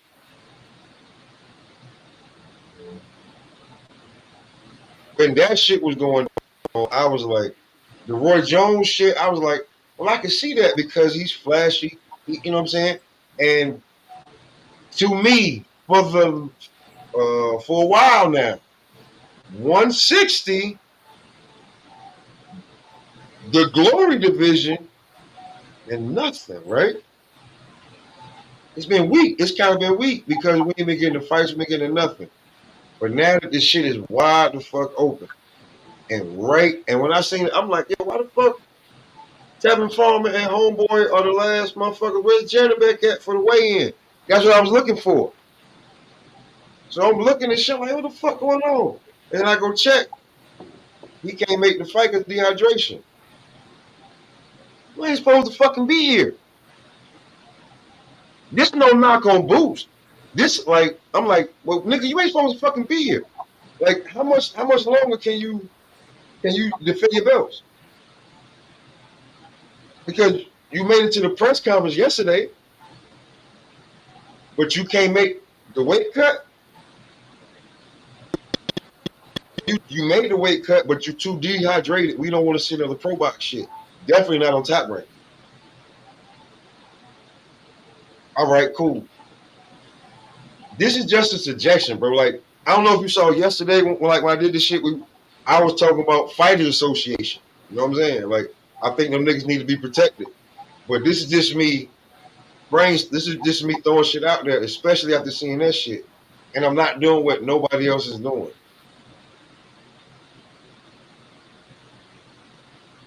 And 160. I don't know, man. I know the night before Shakur, fought Avenir, and we wasn't up there talking about is Shakur gonna go see Matias or is he gonna go see Puelo or who is he gonna pick? Gary Antoine? Ain't no none of that. Now it's Boots. It's Boots' time to actually stamp and actually do the same thing Devin Haney did. As soon as he emailed it, he wanted to validate it against a Puerto Rican. Boots about to validate the shit again. He getting ready to defend it against a dude that Bud knocked out. Yeah. Flatline. So I mean, he got to get past this before he do anything, and I do not foresee him getting skipped, getting overlooked, getting ducked by like 16 fighters. And I'm not a Boots only fan. I'm an Earl Spence fan. I'm a Bud fan. Over like I'm not. I just when it's an outline and a timeline and everything that we've seen, I don't agree with the assessment of what's going on. I believe that because I was frustrated over a year ago. I think it's been about a year and a half ago. I said, man, Boots need to just move up. And just like everything else, oh man, nah, man, you just an Errol Spence fan. You just don't want Spence to fight. And I said, nah, man. I said, listen, man, they not gonna let the dude in. Tim Bradley just came out and did an interview. He did one about Shakur. I was shocked. I said, what? Mm-hmm. For the first time in a long time, I agree with every single solitary thing Tim Bradley said. Then he doubled back the next day and did a whole nother interview. And guess what he said? He said the same thing I said when I was talking about, oh, well, if we expect Canelo to fight Benavidez, then we should be expecting Bud to fight Boots. He just now, and that's his man. And he said, listen, man. So you saw it on Sean. I know Bud is my man. And this, he said, but man, the double standards, man, it is a double standard. I was like, wow. Tim Bradley finally woke up and now he's finally going to keep it 100. Ain't nobody else trying to keep it 100 because of the affiliations. It's the affiliations. You don't want to offend nobody. You don't want to let nobody know that, hey, man, that's a funny move right there. Nobody wanted to say it was a funny move when you left Earl at the altar and went and fought Avenesian. But now this narrative now right before he fight Boots, it's just like nobody said nothing about Shakur fighting what's his name coming off of a loss. Well, he looked bad. But can we agree to this? Boots is an email champion, and David Benavidez actually earned. Well, your favorite fighter is the email champion, so it ain't no need to bring that up. Yeah, okay, I'm just saying. So I'm just saying, Devin is an email champion. So what? He the Okay, only boxer in history to fight one time, to have I'm not- one bout to get undisputed. Yeah, so yeah, okay. He wasn't, and he took that email champion and rise to become And he undisputed. spent one time and got undisputed, something that will never ever be done again because it's almost outside of that, impossible because he got emailed the belt. So what that's null and void. what I'm trying to express to you is when people try to make these weird ass comparisons to me, I'm like, listen, this is where you're pushing the narrative. David fucking Benavidez earned his belts that he lost, one on the scale and one because he and the other time because he was sniffing cocaine. But he earned those belts. Boots Ennis tonight is defending a belt that he was elevated to. Well, this the same path that Devin Haney. So I guess he following after your favorite fighter. So he doing something right. Well, what I'm saying is I'm making you bringing up Devin Haney, and I'm bringing up the point where this. Because you brought up a point about being emailed about. Like I disagree with what the narrative that Tim Bradley and a lot of the Errol Spence fans try to keep pushing is if Bud don't if we expect Canelo to fight David Benavidez, then we should expect Bud to fight Boots. Boots is an email champion. David Benavidez earned his belts. He's a legitimate champion. That's not what Boots is. Tonight is the first fucking night that Jerron Boots Ennis is defending his belts. Tonight, defending the belt he was elevated to. David Benavidez is a true champion.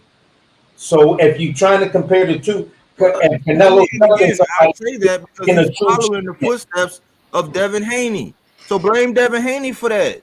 What do you mean blame Devin Haney? I mean, he's doing the same thing he did. You didn't have that same zeal Devin Haney for that. So that's just a muted talking point. So what? He got email one. Why, okay, cool. Why would I blame Devin Haney when got one? Devin Haney and these dudes are their own people. I don't. Yeah, but to point it out, it's like you do that when it's somebody you don't really rock with. You'll point out something that's odd, but then, oh yeah, but your fighter did the same thing. Your fighter been weight bullying for the same thing. You're not asking your fighter, what do you fight at, 140? You ain't asking him to go to 154, are you? I've been said, I think. All right, so we should go.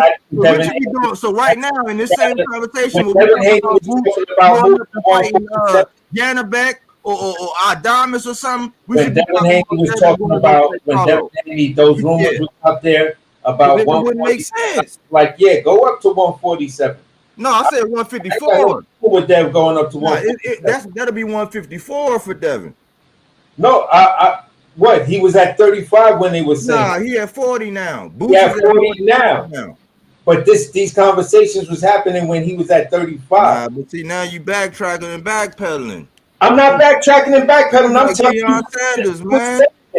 I was saying the corner at 35. That's what I'm trying to know. You should have been in the corner, man. Like, you got good coverage. Bro, if you've been on other channels with me, you'd have heard when I don't gotta go to no other. That's why I don't go to other channels, because they don't check this shit. Check what? I've been saying he should. I said I think Dev really belong at 47. That's a big dude. He really belong at 54, just like Boots belong at 60. Like, right? That's your opinion for right now. No, because you're doing that with one fighter, but you're not doing it with the other one. What do you mean? I don't have a problem with that. I don't have a problem with Boots going to 154. Pop, yes, if you go back to Pop, if you look at the replay of Pop's show yesterday, I mentioned everybody in the WBO. If he becomes undisputed if he comes undisputed at 47, listen to me. If he comes undisputed at 47, he holds the WBO belt. That WBO belt gives you more leverage. I read off every fighter that's at 154 in the WBO rankings from 6 going all the way up. That shit is stacked. I said Boots just needs to go on a tour of saying I'm looking to be proven now. I'm knocking off these names, and y'all can't deny me a fucking thing. The only issue is he has the IBF. He don't have the WBO. That's my point. That's why I was like, if he goes and gets the WBO and becomes super champ or becomes undisputed, use that leverage from from that if he's gonna stay. Exactly. So he got to defend his IBF to be able to unify with the individual who has the WBO, who was Yeah, at I don't have a 47. problem with what he doing. I don't. That's why I'm trying to be nice to the nigga right now, and that's why I'm trying to. That's probably why you coming across the way you saying, because I'm trying to be nice and just promote this dude's fight, because I'm really not rocking with him right now. I'm really not rocking with Boots right now. There's too many things in Boots' career that I've been following him as a dedicated fan, and then at this one injunction, I started questioning what was going on. Like, bro, why would you not take that fight? Why is your pops telling people you got Conor Ben calling you out, and your pops is saying don't nobody know who the fuck Conor Ben is in South Philly? Didn't nobody know who fucking Joe Calzaghe was when he fought Jeff Lacey? But they found out. But motherfuckers found out.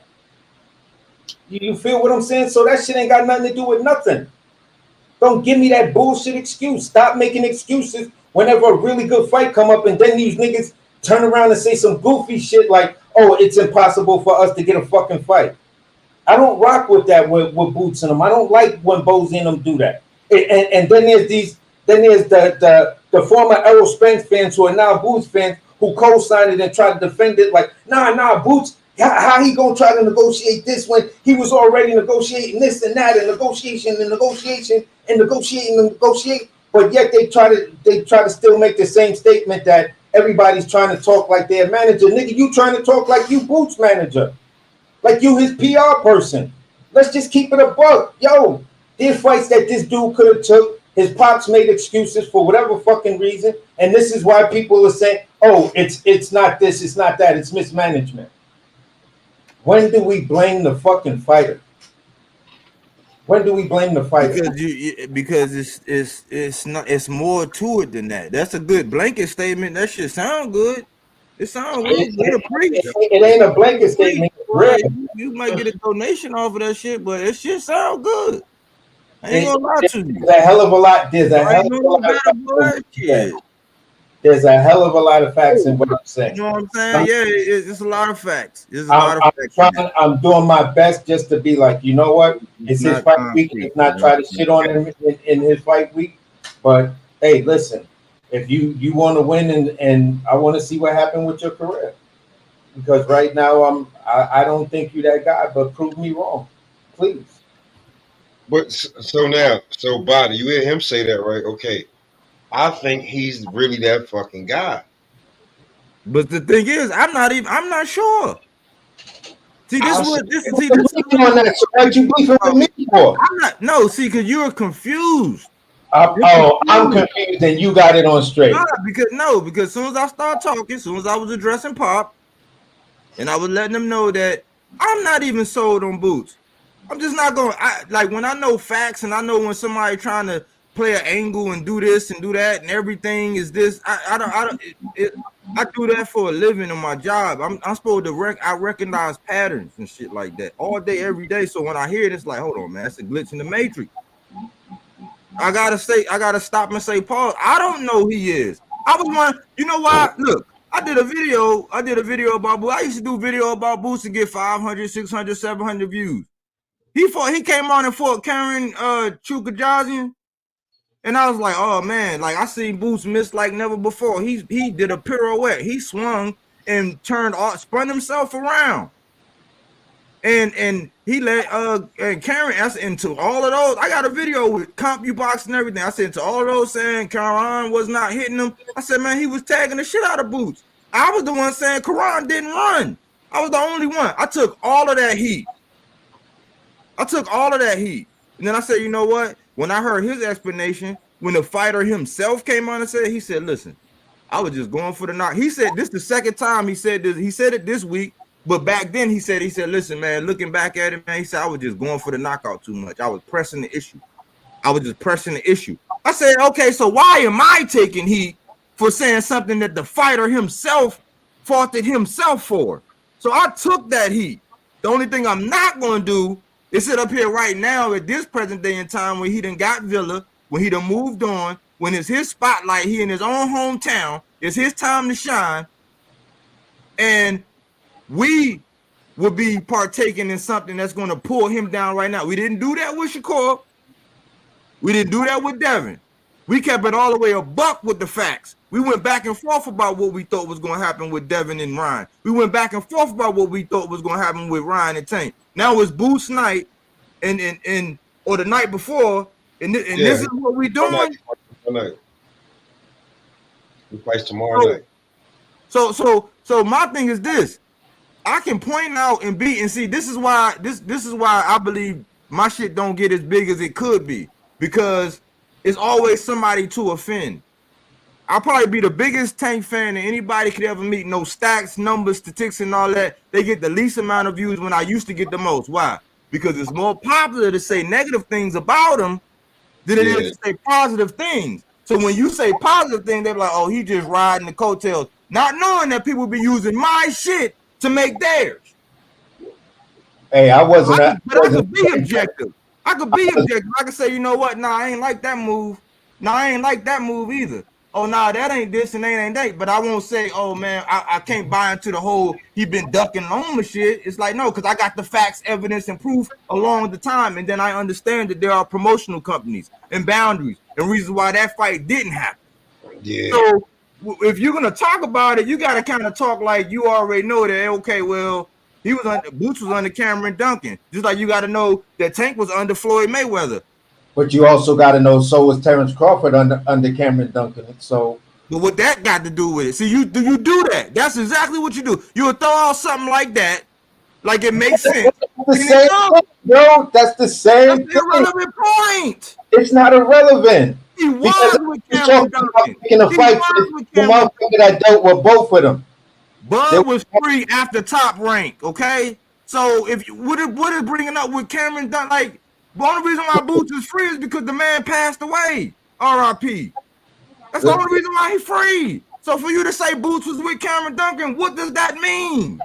It simply means that if people were serious about making a fight, and all of these other weirdos or whatever was saying what they were saying, then guess what? There's a guy who dealt with both of them. Could actually sit down in the room if all the relationships are right. That's all I'm saying. And make what happen. So bringing up like that's why I get lost. We had a cookout, and I'm like, hey, where the hot dogs in the buns at, Pop? And you walk up talking about they got flat screens at Walmart. Like, what the fuck does that mean? If you don't know what it means, you ain't trying to know what it means. You don't understand English. You just throwing random things that's like, okay, cool, yeah, that's a fact. It all makes Cameron Duncan, but what does that mean about Boots? I'm not a simple thinker. I think on a broader scale. I think on a much broader scale. If you're a person that recognizes patterns, then you would recognize that pattern. That I think on a much broader scale. I've been recognizing your pattern, bro. You really haven't. You really haven't. But all I'm saying is this. There are people. If I have a mutual relationship with somebody, and we're trying to do business, and the people that are there are not really making it happen like that. If I want to make it happen, I'm gonna be like, Cameron, didn't you have blase blah with this dude before? Y'all got a good relationship? Word? Can you go holler at this dude? Maybe we could just talk. AKA what Errol and Bud did. They got on the phone together and made their fight happen. So at the end of the day, Boots, this is where you supposed to be at. These are the people you got in your corner. You got to know how to use them. But on that note, though, like when you look at that fight, it had nothing to do with neither Al Heyman or Bob Arum. So, like, but exactly. That's what I be saying. That's why I thank you for saying that, because that let me know I ain't crazy. That's what I mean. That's exactly what I mean, Pop. Glad you said it. Nothing to do with like Al was completely against it, and then like you see like Al, like on some real shit, real quick though. You see how Al kind of stalled it out because when Bud went on Instagram Live, bro, he kind of like gave it away that like, yo, nigga, this Turk shit is coming. it's coming. Like, and he knew. So Al didn't get like, bro. That's like when it comes to this shit, like with the that's why I'm talking about with the politics, bro. Like, all right, real talk. Little Birdie told me. I don't know if anybody know this, right? Just about the politics. Y'all know how much money just as a little birdie told me how much money Al Heyman owe Floyd Mayweather. Anybody hear that number? Nah, Nah, I I don't. never. I heard it's a buck.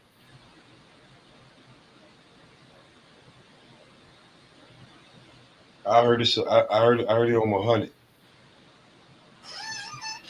So when it comes to the politics of this shit, bro, like what's been going on and niggas ain't Al Heyman ain't been seen in 7 to 8 months and ain't heard from him and no dates coming. Like the only dates coming for fucking PBC or Amazon that they got the name Tank Davis on it. Like what the like like come on man. Back then when niggas was up, like niggas was like Bad Boy and Death Row, and then when the shit hit the fan, them niggas when you come time to look at the books, niggas done fuck that bread up and niggas done skated on niggas and like niggas wasn't as good. They was overpaying them off. Man, you got too many niggas. Like, come on, bro. The politics was fucking ridiculous. Like Sean Porter literally had to like what literally like, disengage from PBC to get for the goddamn Bud fight, man. To get his biggest payday. Like shit was this shit different, man. Niggas egos in the way, like, and then like niggas say I can get you the deal. I know Bob probably promised Bud, like he had to promise Bud he's gonna get him the fight because he's giving that motherfucker minimum $6 million a goddamn fight. What the fuck on the last goddamn contract? And then what he had to do? Leave by himself, go over there and try to do business with Al. Now, I remember talking like I was talking to Ohio, right? He was like, Bud was being real difficult with the shit. But on the flip side, yesterday,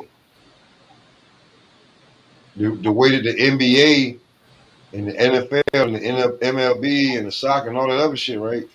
They have people go in there and negotiate what, like, listen, certain motherfuckers is on certain tiers, and they deserve to get paid minimum this just on their fucking accolades. And when if they gain any more, they should be making this.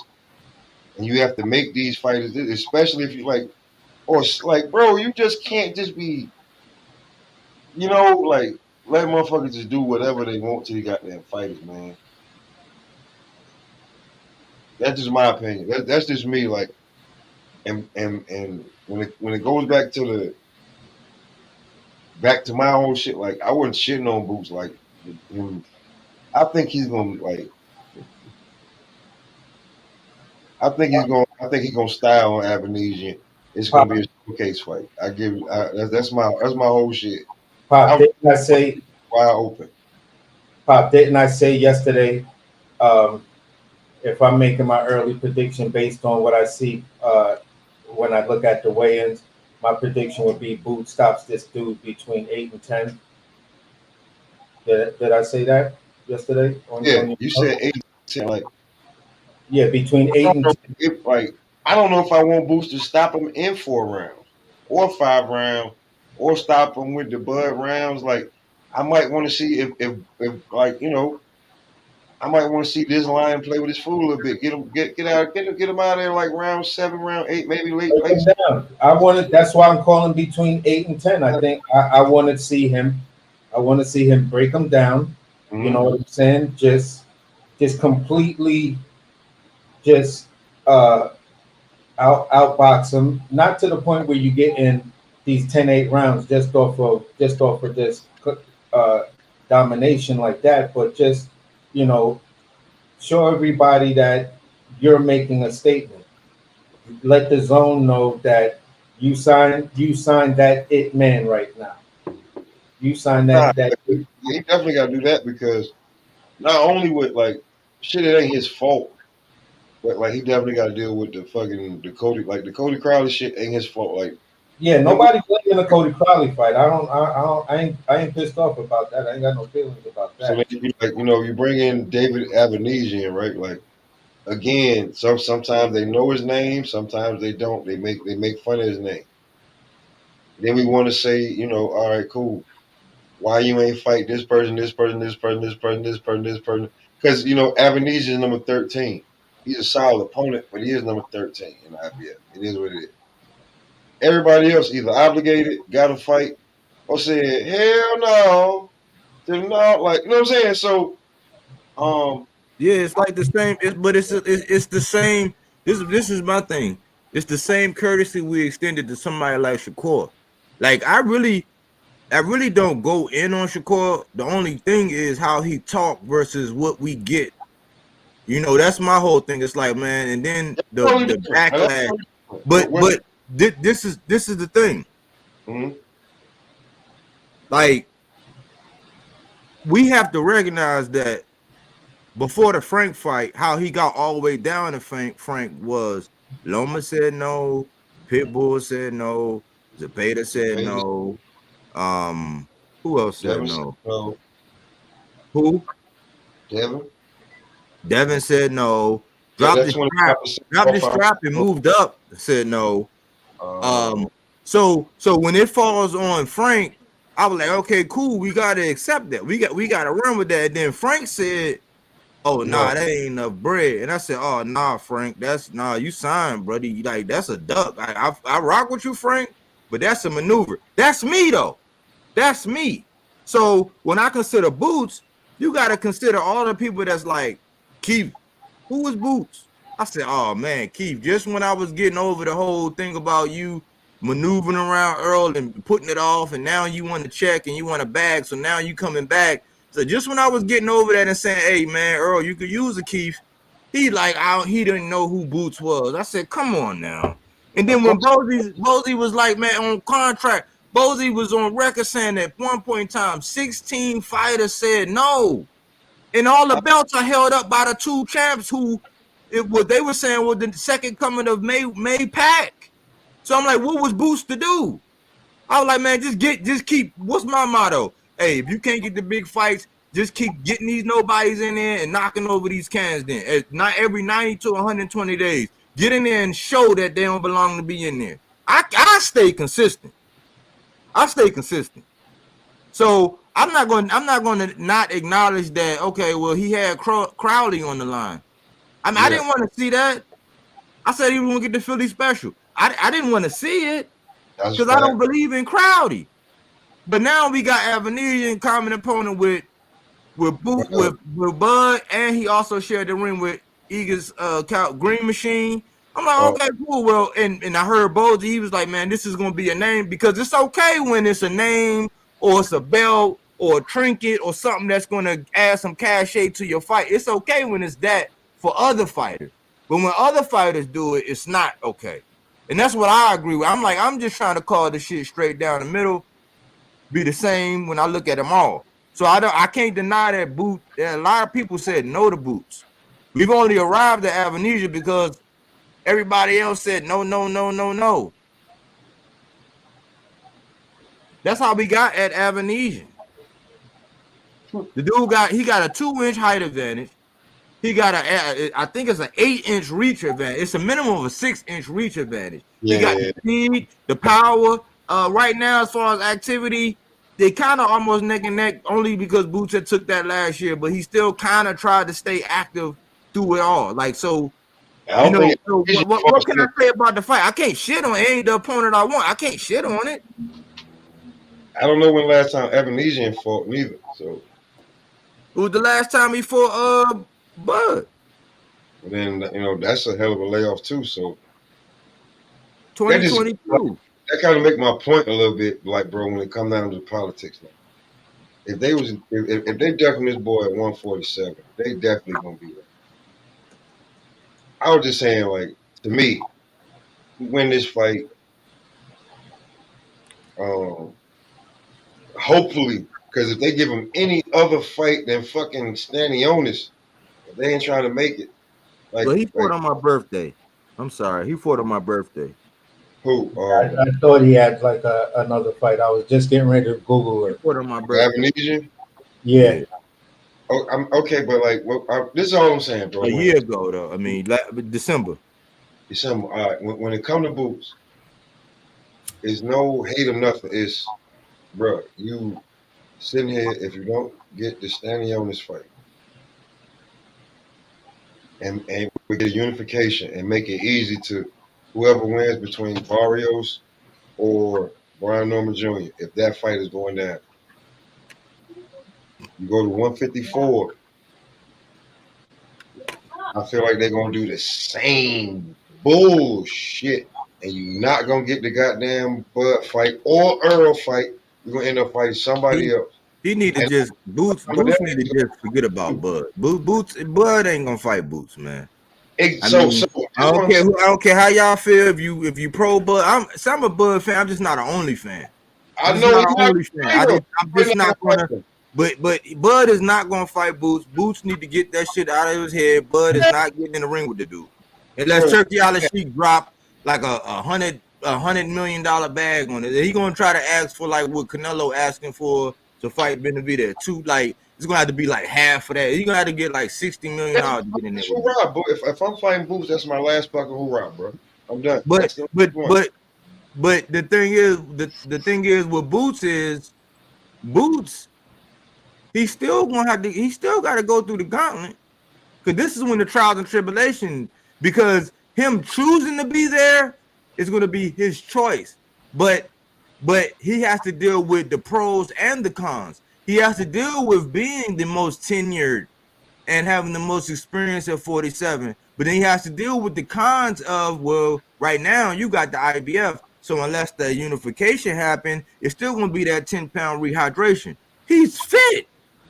He still had 0.7 ounces to spare to make the weight, and then he knows he can only go up 10 pounds. So the weight and being in condition, that ain't a problem. So now he just got to go through the gauntlet, because this is early as today. I heard an interview by Sugar Shane Mosley Jr. and they was asking about these names and this name and that name, and they asked him about Berlanga. And he said, "Well, hold on, man. I just fought Danny Jacobs and I beat him. So, I mean, like that's how these guys. Shakur do the same thing. He did the same thing to Morataya. Like, like when Keyshawn do the same thing. When they think that they're above and they're chasing for this up, like looking forward, they have a permission slip to say no to anybody that's on their level as far as career-wise, as far as contender, prospect, you know what I'm saying, that level or whatever. They have an open permission slip to say, oh, nah, you behind me. So when I heard him say that about Berlanga, I'm like, hold on. You can, if you get Berlanga on there and you get in there and you tangle with him now at this point when him about to be on the verge of a Canelo fight, it'd be silly for you not to do that. But in his mind, since I fought at this level, I'm not gonna look back. So if they doing that at 40, if Earl and Spence did them at 47, you trying to tell me he gonna be able to leapfrog 54 and go to 60, and somebody like Janabek gonna be like, oh yeah, come on, man, I know who you are. Let's do it. No, they're gonna look at him like, oh, you ain't did shit up here. You gotta get your feet wet. He got to start all the way over. He might want to go ahead and take care of Norman, Barrios, and Stanionis first. But listen to me. This is what I'm saying. I don't think Janabek gonna be able to keep them belts. Aside from that, unless they take it from him, aside from that, I don't think he's gonna be able to keep over 54 and get name rec. I just told you what Shane Mosley said about Edgar Berlanga, and now you're gonna tell me that Boots is gonna be able to leapfrog 54, go straight to 60, and them boys are gonna look at him like, boy, you got to get your feet wet first. Like he's gonna have to start all over. Well, now he's in a power position where he got a belt, and everybody gonna have to unify or give the belt away, or you know what I'm saying? They're gonna have to either fight or get the fuck out the way. He right there. So this is the reign right now where he got Brian Norman, he got Barrios, and he got Stanionis. He got to clean the plate. Hold on, wait, my nigga. You ain't hear shit I said before that. I said if you don't get the Stanionis fight, you not listening. Now you're Barrios listening because I said Barrios and and Norman Brian are Norman fighting. Jr. They are fighting, my nigga. So they're unifying. So the Who? only fight that Who's fucking unifying? matters is Stanionis. You're not listening. You just ready to No, respond. because you're not listening. No, nigga, Barrios is in talks to fight Pacquiao, bruh. you said what? Barrios is in talk to fight Pacquiao. Okay, I heard that. Now I heard that too, but I also heard that he is in talks to fight Brian Norman for unification. Now, other than that, you going through Brian Norman or Barrios or who the fuck is or Stanionis?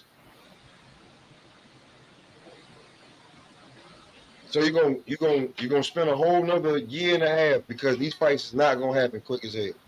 They're not gonna be offering up their damn champion like that.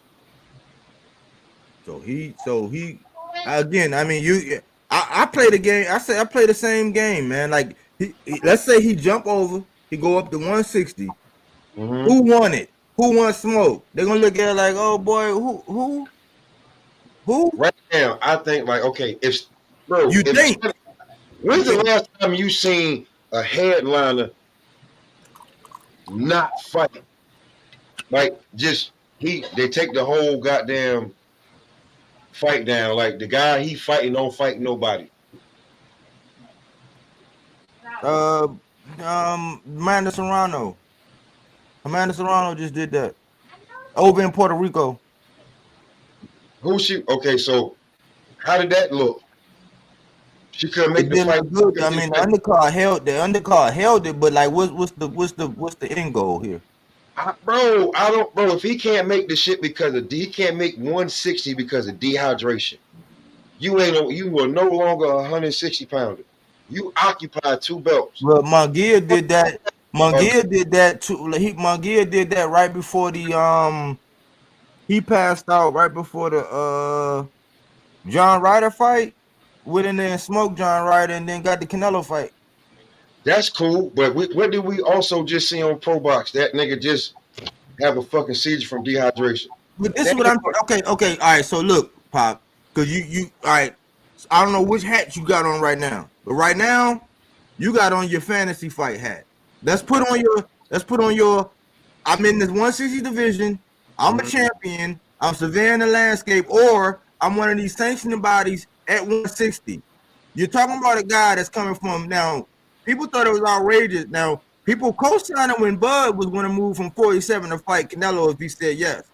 People scoffed at it when Jermell Charlo, who was the undisputed champion at 54, moved up to 68 to fight Canelo. They scoffed at it. Canelo lost. But you're telling me that Boots is going to be able to go from 147. This is not Jihad Tucker now, who grabbed his nuts early. You're talking about Boots is going to get right here where he got a title, and his other champion right there he can unify. He the biggest fish in the pond right now, 47. You're telling me he's going to jump up to 54. He's going to jump over 54, land at 60, and be able to get a title shot. How soon? How long? No, I don't think he'll get a title shot. He'll go up and let's say he wants to start at number 6 and get his feet wet, right? Or Yeah, so mercy if somebody said yes to him, right? we could get a Chris Eubank Jr. fight. I'm just reading. I'm just reading the IBF. You know who he is. Chris Eubank is being linked to having a fight with Canelo Alvarez. All right. So you got a Shane Mosley Jr. sitting at 7. Then you got Hamad Shiraz at. Do we even know that either one of these guys? Shamaz is he's knocking on the door. He ain't. Okay, man. All right, brother. I'm just reading. All right, Pop, man. All right, bro. Y'all good, man. No, I'm saying where they are.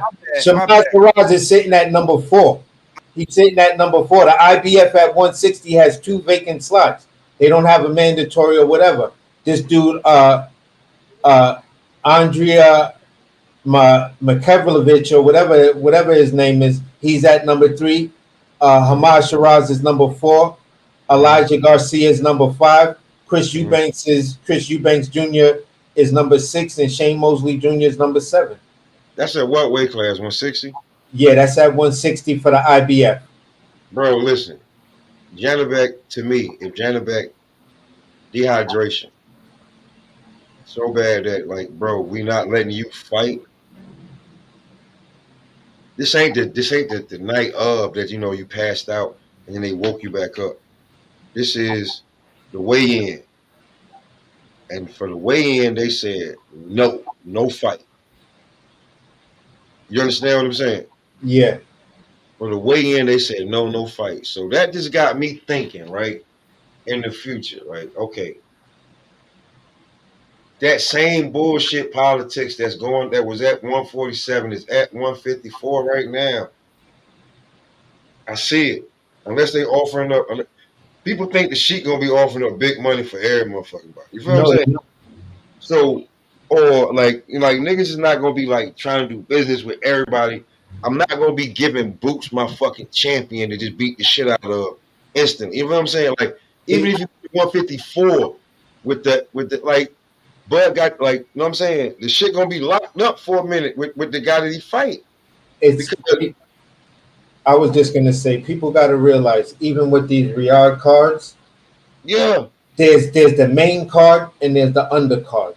Long as you on the card, you on the card. But what I'm saying is, the people that are on the undercard are not making the main card money, and some of the main card niggas is not making the headliner money. We all know that as an absolute fact. So there's still levels to a Riyadh card. We could call for fights, but we don't know where that shit's going to place compared to some other fight. like to me though, like all that shit right there, like on some real shit. Fuck all that money shit, right? Like here's the thing, right? Like when you're talking about entertainment value and all that shit, right? That's gonna pop up, right?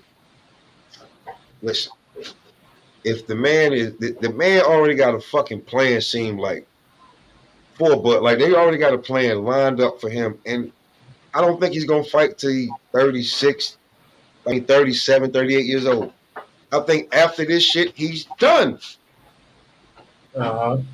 So okay, if he don't get if he don't get Stanionis, or he waits for the winner of Barrios, or he don't get he don't get this shit. Well, yeah, I know. If you don't get the wait for the Barrios,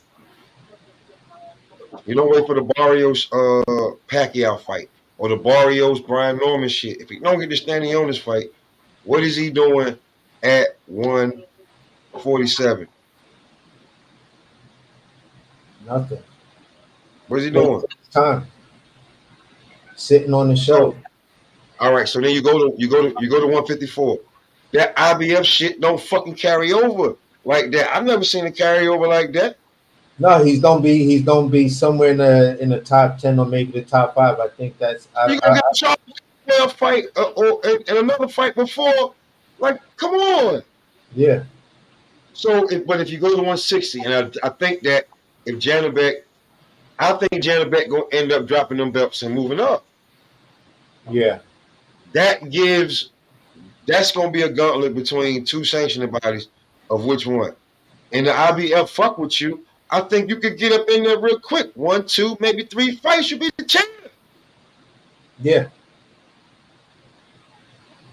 That's what I'm saying. If let's just say uh Shane Mosley Jr. takes the fight with him, they start talking shit. He says that same shit. Come up here, I'm gonna show you why there's reasons of weight class or whatever. Shane Mosley Jr. decides to take that fight. Shane Mosley Jr. is number 7. Jerron Boots Ennis beats him. He can move up a couple of spots. You feel what I'm saying? Move up to maybe 5. There's still two empty slots at 1 and 2 at 160. Bruh, listen. Okay. Do you think Janabek, do you really think Janabek? It's gonna keep them belts? Yes. No, not after what happened today. Because Spitball. Right now, we're just spitball. No shit, we're just spitballing. We're yeah, shooting the shit. All right. So if he dropping those belts, you're not just gonna hand them over. Maybe the WBO, but the IBF is not just gonna hand that belt over. You got somebody have to fight for that belt. You got If Shiraz and you like this, just hear me out real fast. Hear me out real fast. Boots going to 160. What name at 160 is bigger than him? It's about to let Danny fucking Garcia go up there and almost take over this. You don't think Boots, who literally can grow into that shit, take over this division and bring it back to glory? I'm just gonna I'm gonna put this out. I'm gonna put this out. These are for me. Mm-hmm. You have a Liam Smith at 160, but he's not in the IBF, right? You have a Chris Eubanks Jr. That's a big name. You feel what I'm saying? Because there's legacy behind his name. You feel what I'm saying? He's I'm he's not really sure how fighting. much I'm not So sure how much people he's, are really. wait. Like if he's rumored to be fighting Canelo, you can't use his name like that because he's probably gonna be fighting Canelo. If it's Okay, not him or Berlanga, he if his name is out there like that, all like right. So we'll remove. No, you were saying what names are bigger? his name's hit Boots right now, bro. Right now with Eddie Hearn, Boots gonna be pushed. Eddie Hearn gonna be pushing Boots way more than anybody you about to fucking say. Yeah, yeah. So at 160, Boots would have the biggest name, biggest push. Like the old, like two fights at fucking. If it's not a championship fight, it's only one fight at 147, and that would be a Conor Ben fight. And if you don't get that fucking fight, like, and you don't get a damn unification fight, you're gonna go through the same gauntlet at 154 that you would at 160. I mean, I mean, yeah, he's definitely gonna leapfrog him because you remember you still got Kid Austin up there at 160. So Like when it come to that, bro, like I it is. don't. Okay, here's some crazy shit, right? Here's some crazy shit, right? I remember when WCS was saying that maybe Bud should go to 160, and this when Golovkin was still champion. He was still holding the belts, right? He wasn't fighting them. He wasn't defending them, but he was still holding them belts, right? Uh-huh. What's the what is so different? Like from and Bud was still at 147. What's so different than Boots, who is a taller, bigger? Like we can see, he's a bigger man, just physically, going to 160, and I don't see nothing wrong with that. I don't even see it as a fucking insult. But the only thing I'm gonna say that's different with Bud was Bud had the WBO president or whoever behind him because he was like, listen, he made that statement of saying it didn't matter if Bud wanted to go up one or two classes or whatever, they would support the champion and he would automatically become the mandatory for the WBO champion, or if he went up or down to some. I'm paraphrasing the statement, but he made it something like that. So when I heard him say that, I was I was making a statement when people were saying Bud should go to 154. I was like, why? Just go to 160 because there is nobody that dare to fuck with you. They was, but that's when Charlo was. But you got Big Charlo there. So fucking what? Then that's a big bag fight for you. But you knock off all them dudes and you good. But okay, you say that though. Is Boots damn near the same, like the same height as Big Charlo, like arm reach? Like that's more of him, and but he fights like he can switch hit like what? Like I don't understand. I ain't understand body's whole shit. Like especially coming at me. Like I think that if I'm giving the nigga the damn, like I think at 147, you defending like you like if you look into your division, bro, you're fighting number 13 nigga after Crowley couldn't make the shit. So Rocha probably ain't gonna fight you. Like niggas ain't gonna fight you if you ain't trying to unify and you can't unify, you go to 54. Them belts gonna be the same way they was when you was at 47. But in the next year or so, I don't think Janet Beck gonna be able to. I don't think he's gonna be able to hold that shit, bro. I really don't. I just don't. I don't think he's gonna be able to. I think he's gonna move up. I could be wrong, but that's just me. And I think that the person that could swoop in right there at 160 and be the damn savior for that division is Boots Ennis. Yeah, but the first person I was calling to go up to 160, I was calling for Earl to go up to 160 because I was like, with his style, he beats everybody at 160. And at 160, Yeah, he ain't got to worry about the cut. You become lineal, you become everything, and you whitewash that. I said that the night that he lost. And people was like, nah, I don't know if he'll come back. I was like, I hope he don't come back and go up to 54 or anything like that, because I just see him as a monster, as the best Earl we've ever seen, and shit like that. If he goes up to 160, you know, I was like, he was the first person I looked at and but said, bro, you talking about he bigger than all these niggas. Like, I don't understand the argument, bro. He bigger than everybody you fucking talking about going up there. He yeah, I bigger. know. I'm not denying it. My only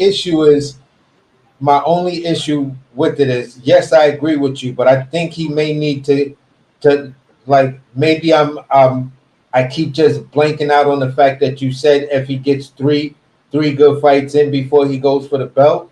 But yeah, I think he goes up there, got to get his feet wet, get in a couple of good scraps. You feel what I'm saying? To acclimate himself and try to legitimize himself.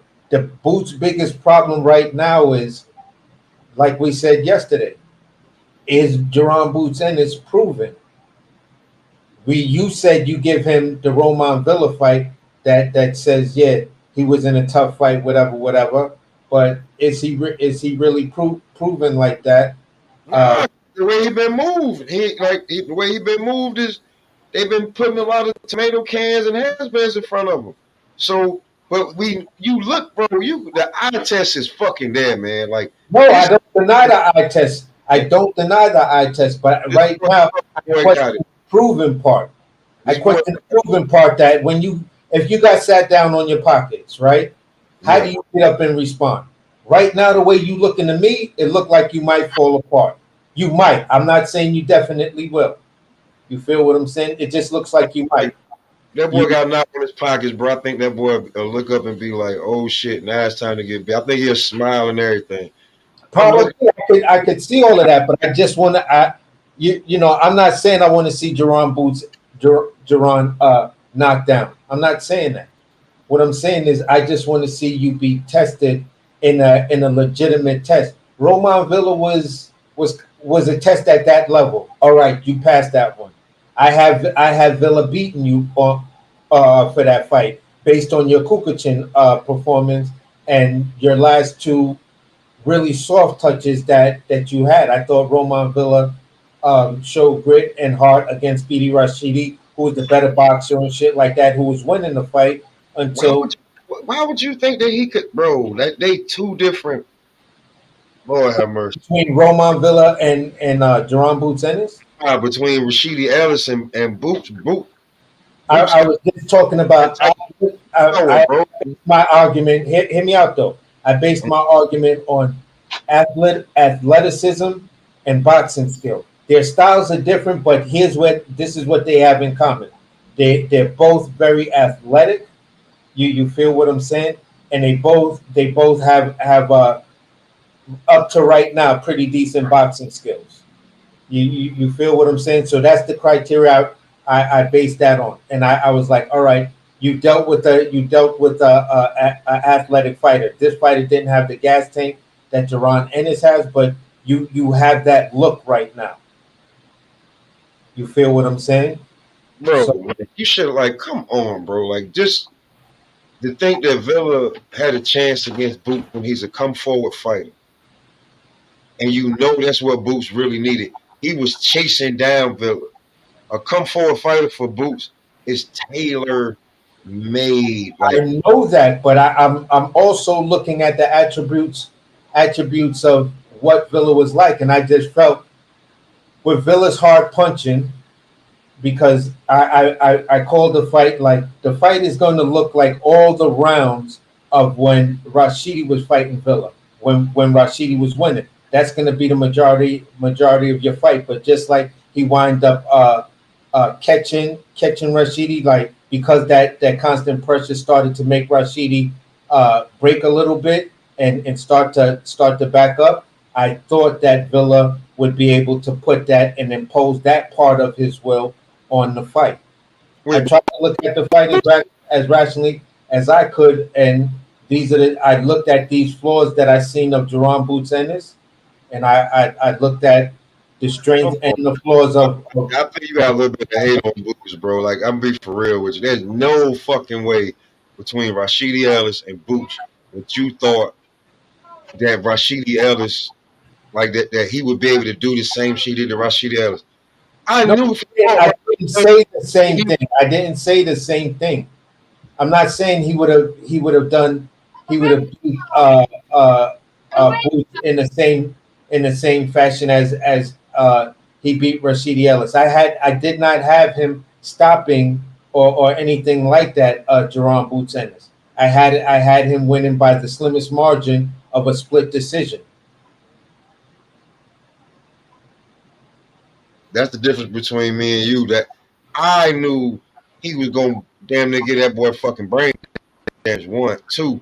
I'm saying the boy big enough that I think at 160 he's settling in perfectly, man. I don't know what the hell you or body was fucking talking about at this time right now. That boy right there, big as hell, and settle in quick at 160. Plus, I'm only saying what the fuck he said. No, I'm not denying the fact that he should go up to 160. I'm not denying that. But what I'm saying is if he goes up to 160 right now, what is he proven to have done? That's my argument with Jerome Boots Ennis. What has he proven he has done to deserve some of the fights that you're saying to do it in the amount of time I think it gets done And he fucking hurt. 6 fights. I It's think he goes up there, bro, starts all over, and he bro. does it between 5 or 6 fights. I don't think he It's goes up somebody there. let's go. He got Eddie Hearn, bro. Right, like talk like let's stop. Let's stop the bullshit.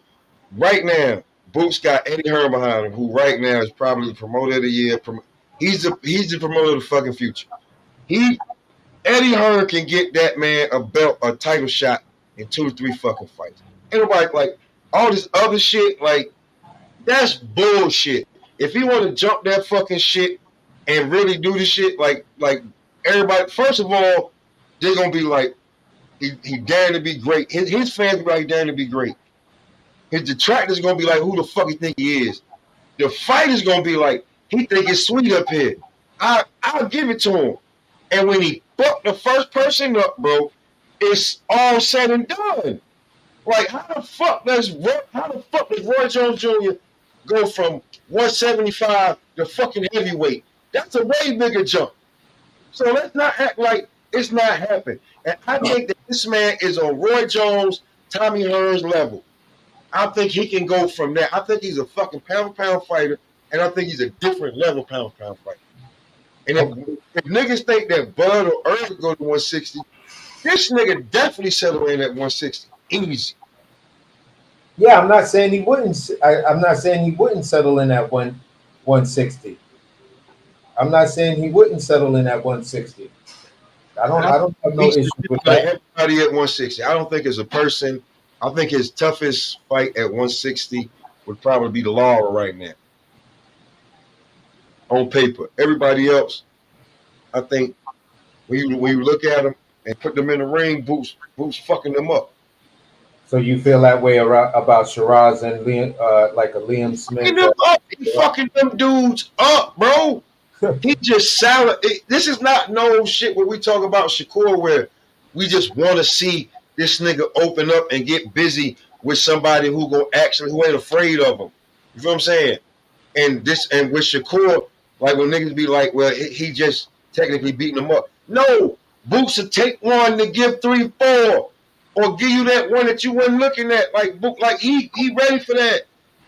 And I just think that like he on a different level, but unless he fighting Conor Ben, Stanionis, Barrios, if Pacquiao coming back, you want to give him that damn type of fight, or fucking Brian Norman Jr. What are we talking about? Who he gonna fight at 147 that they not gonna tear him down for?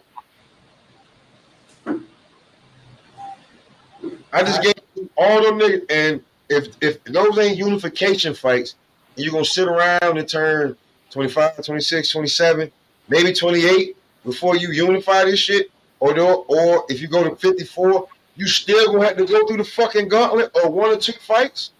No, I could dig it. I'm not. Hey, I get your argument. I get your argument. The other flip side, before Body wanted to leave, in case he's listening, everybody that's gonna duck you or run from you or retire from you at 54, they can't get away from you if you beat them at 60 and you waiting on them. They can't go away. They're gonna go back down. They can't wait you out because you're already there. Like on paper, how old is Lauren? Like he getting close to 40, but in real life, he probably like 44, 45. Let's be real. Carlos Adames, like, come on, man. Janabek, and if I'm just spitballing, if I don't know how much longer he's gonna be in that division, or if this is just a bad training camp, but if they like, bro, if he drops these belts, that's the gauntlet. And Boots' name, like any one of these sanctioned bodies, would love to have Boots as their fucking champion. And them guys that you talking about at 160, I had Boots beat them up all fucking ready in sparring. And a lot more. So him going to 160, I like the same way, like when the same way Body was like, he ain't talking about Jihad, how Jihad was fighting at 140, and then he had his growth spurt, and then he was like, I can't make 140 no more. He was gonna go to 147, but the office was coming at 154, like he was gonna be scared or lunch meat.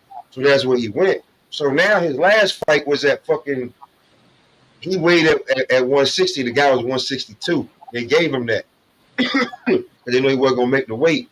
So I get what you saying, but like I'm just saying that nigga, them like they done been, you know what I'm saying? They done crossed paths, and all like. Hey, so, I just see these fights. I would just want to see the fights out because I don't know how Austin Williams is going to take Boots coming up to his shit. I think Austin Williams might be one of the first cats that really start talking shit to him and Shane Mosley Jr. So good for them. Good for them. They'll be real good before they get their ass whooped. And then we'll be watching a Joe Vincent or a multimedia fucking video on Boots on how he done jumped fucking weight classes and then he might, regardless, he might have to see Hamza Shiraz, and he's got a lot of movement behind his name right now. He looking. Okay, you say he got movement behind his name?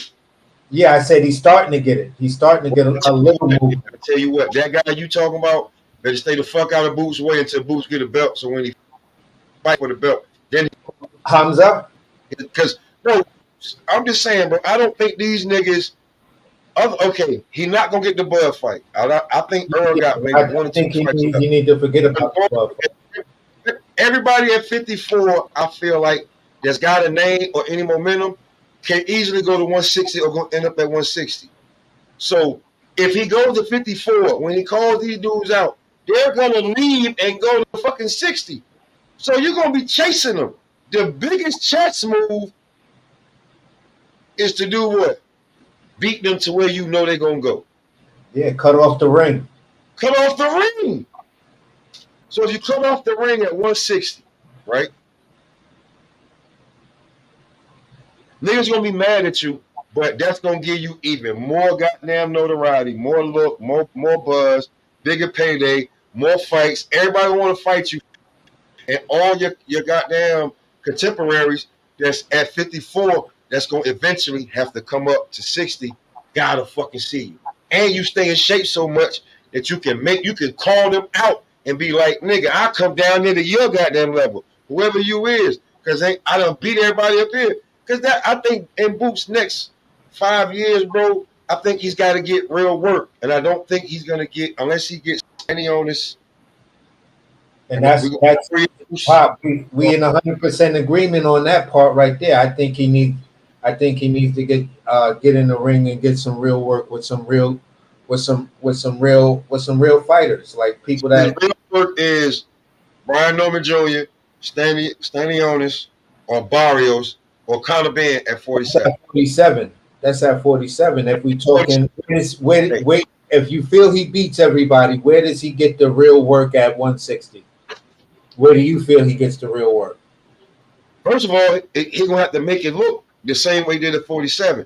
Now, like I said, these are bigger guys coming down, bigger, more punch resistant. So they gonna make Boots like you know what I'm saying. They're gonna make Boots the star that he wants, that he is. So when these guys that we think are stars at 54 have to go to 60, Boots gonna already be there. He's gonna be the bigger name. Isn't Eubanks Jr. With B&B? Yeah, I think so. All right, so that's B&B versus them. For the boxing purists, they would want to see that fight. They want to see him fight Chris Eubanks. That's good work right there. Liam Smith is he's old, but he's a veteran like a motherfucker. That nigga can box still. You feel what I'm saying? Um, I'm still big on Hamza Shiraz, and I'm still big on Kid Austin. You feel what I'm saying? Um, Shane Mosley Jr. I mean, that could be an introduction fight. Um, those are just some names off the just by looking. You That'll feel be what, good work some for of him. these other guys I got to look into. That'll be good work for him. And I think that him fighting them dudes, those would be names that we can't say aren't credible. We can't say that those are like Thomas Delorme's when, this dude, like guys that like blown up guys like Sergey Lipinets. He's like guys that they was paying guys extra to fight Boots. Motherfuckers might have been making more than Boots to fight him. Probably some of them. So, but these guys that's going to be at 160, 168, wear Boots out of his own mouth. I'm only saying what he said. That he feels comfortable up there and his power carries up there and he feels good. He can beat these guys. I don't see the problem. And I don't see how people can't look at Jerron Boots and be like, the way that he putting these niggas at 47, right? If he goes to 54, I'm not saying that these guys like he's scared of these guys. I'm saying these guys is not going to have put in all the work they have put in for Boots to just come in there and do him dirty like that. No. Same way with Bud when he got to 47. Niggas, what? Motherfuckers, niggas had their nose turned up when you said Bud Crawford. Danny Garcia said, what, 3 million? And he ain't never fucking made 3 million guaranteed. Fuck out of here. You wanted 5 for Bud. Keith was talking about some 10. Earl talking about wrong side of the fucking street. Man, stop this shit, man. I'll ask for damn near 40. Like, come on, man. So if that happened to Bud Crawford, what the fuck you think gonna happen to Boots Ennis? And if Bud would have known what he knew now, he'd have jumped the fucking crowd. Yeah. If he knew you niggas wasn't gonna fight him, and he knew all you niggas, like we know Keith Thurman big as hell, we know Earl Spence big as hell, we know fucking Sean Porter can get, if he wanted to, he'd go to 54 because he came down because he was big as hell. So what the fuck is we talking about here? If he'd have known what he knew, he went up there and beat up Jamel and everybody else, Tony Harrison, all them niggas. And if all that talk about going to damn 47 from 47 to 54 and all that shit, Bud would have been right there waiting on them niggas. Just like all these niggas, Zoo, Ortiz, Xander, Conwell, all those dudes gonna end up at 160 eventually. Shit, Xander looked big as hell. He looked like he'll pass 160 and go to 168. And listen, if you the champ, right? If like, I can see Boots beating a few niggas at 60, becoming undisputed, and going to 68 after Canelo, after Thanos snap his fingers and let the belts go, because he only got a few more fights. Yeah. So I see 60 as wide open. 47 is wide open too. I don't know if the rumor was true, but he there was something where he's supposed to have made a statement that after these next two fights he's retiring. Who, Canelo? Yeah. So listen, man. I see nothing wrong with my frick. I'm about to get up out of here. I see nothing wrong with my damn 160 goddamn phrase. No, there's nothing wrong with it. It's a legitimate argument. You feel what I'm saying? I feel you on that. I feel you on that argument. I'm just saying. I think if he knocks out the 4 or 5 guys I mentioned before even going for the championship, you feel what I'm saying? If Eddie Hearn put him in a position, he get 2 of those fights or 3 of those fights, and then you know there's a vacant belt because of whatever Jennebeck does. If he, depending on how long he holds those belts and whatever the politics are and everything else, if it winds up him putting himself in a position for a vacant belt, I don't have a problem with that. But if there's not a vacant belt, I think you should knock off all of those names, give yourself Bro, legitimacy. I don't know if y'all listening to Eddie Hearn, him saying this shit, but me and somebody told me that Eddie Hearn is in the boots in his business, bro. You understand what that fucking Yeah, means? yeah. So, Like, like I said, if there's a vacant belt that comes up, but listen, no, I'm okay. I want to get you the same way he was in the Devin Haney business. Remember how he was in it, like how he yeah, was in the Devin Haney business. That's the same energy he got in the boots industry. So, what do you think he'll do with Boots? Like a guy that like Boots is fucking electrifying, and we know that he's gonna, if not put a nigga down, put a nigga to bed, he gonna fuck him up, and he gonna look good doing it. yeah. So, what do you think Eddie gonna do with him, bro? He finally really like got him one since Joshua. This is his one since Joshua. He gonna put that bread behind him. He gonna put that bread, that push, that muscle. He gonna put them politics, and they gonna have to fucking deal with Boots, no matter where he is. Yeah, I'm not disagreeing with that. Nope, I'm And not. I think the easiest place for him, if he can't, if he doesn't, and this is again, people is not like, make sure you understand what I'm saying. If he don't get Stanionis, Barrios, Norman, maybe Conor Ben in a title defense. There's nothing there for you at 47 unless you're gonna wait for the boys at 40 to come up, and then they're gonna say that you're too big for them. So it's really nothing. And then even if you beat everybody that I named at 47, they're gonna have a fucking excuse for them because they're gonna probably try to say that you're too big and you stuck around too long. Then, but if you go to 60, because I believe if you go to 54, the politics gonna sit in. I think they're gonna ping pong. They're gonna be like, Eddie, yeah, Eddie, whatever, man. You can get it after we're done with what we're doing with this Bud shit. Is he gonna want to wait? Does he want to wait and sit behind Bud? Do you want to keep doing that shit? Or like Bodywork said, get that shit out of your head and be like, this shit right here is wide the fuck open. I can go here and beat up good names, beat up champions, and in a year or 2 time, one by one, them niggas gonna have to come up to 160, man. I'm gonna be there. And if you try to go to 168, I can go there. Because he said it. I'm only making content off of what Jerron Boots Ennis said. Don't shoot the messenger. Then it is what it is. Then it is what it is. You should go up to 160 if you're making these comments about 160. It's the You same didn't way see I you feel. didn't see him make the comment on the podcast, the interview.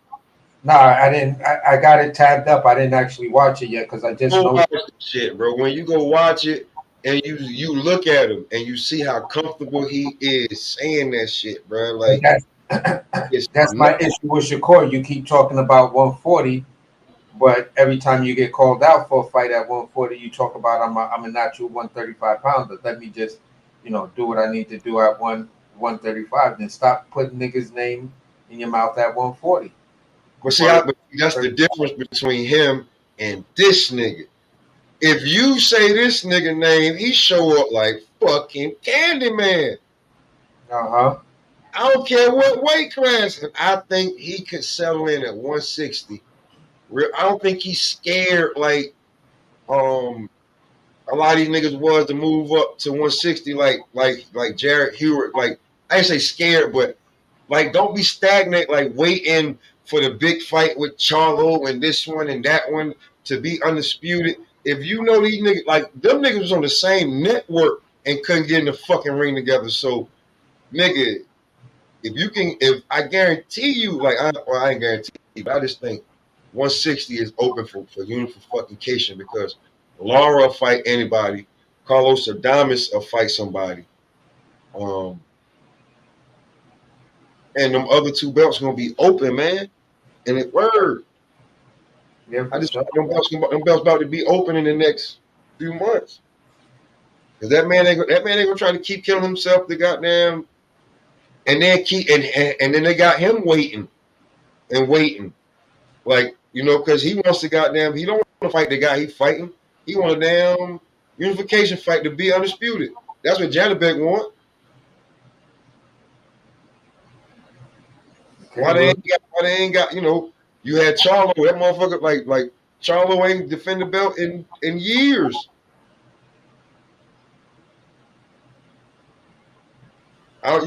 You thought that Danny Garcia went up there and won the belt at 160. That fight never even happened. yeah, I could have sworn that fight happened. That fight got made. That fight didn't happen. Wow. So yeah. So, like, at 160 right now, bro, like, who's the 160 pound that you look at and be like, yeah, I can take him back to the glory days. I can already answer for you. Not one of them niggas that you be like, yeah, he looked like he got like Boots going there right now, bro, looking like, man, he got Tommy Hearns, Marvin Hagler, and Sugar Ray Leonard written all over him at 160, bro. I can see him definitely being better than Jermaine fucking Taylor. How that fucked up, bro. Come on, man. Like, I'm just being for real. Like, I'm talking real boxing. Like, just, yeah, it's fantasy, but like, what the fuck? Yeah. 147.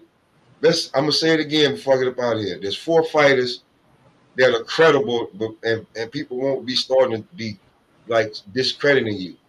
You go to 154. I feel like they're gonna play ping pong with you. You're gonna get a name, but not one of the names that people be like, why ain't you fighting him? They go that bullshit again. You go to 160, motherfuckers gonna be like, oh fucking shit. This nigga, who the fuck does he think he is? That's the effect you gonna get. Whether it's good or bad, niggas gonna be like, oh, who the fuck this nigga think he is? Oh, yo, who the fuck this nigga think he is? Yo, this nigga. It's either or. And the niggas that you fighting gonna be like, yo, who the fuck you think he is? Till you get in there and beat shit out on. And the division is so weak. They're gonna have to put you in the title fight quick. Max 3 fights. Max. That's just me though, bro. Yeah. No, I'm looking at the rankings and everything. That's why I've been mad quiet because I just been looking at the rankings and I see a fighter, I Google his name and try to see what he's about and shit like that. And it ain't a lot of competition. It's some legacy names in there. You feel what I'm saying? Between Janabek and probably Hamza Shiraz, maybe Laura. You feel what I'm saying? That's your toughest competition. Yo, in the division right now, right? Because if Danny Garcia don't fight in the division, Lara got the best resume. He's a multi-division champion. Yeah, He's Olympian. yeah. But I He's the mean, rated champion at 160 right now. Now that they stripped Charlo, but so the future fight to be made, you know, and he's also got to understand that at a point he's gonna have to, you know, it's gonna be a good fight between him and Kid Austin, depending on what type of resume Kid Austin can put together at that weight class. at what weight class? 160. Well, what weight class is he at now? 160.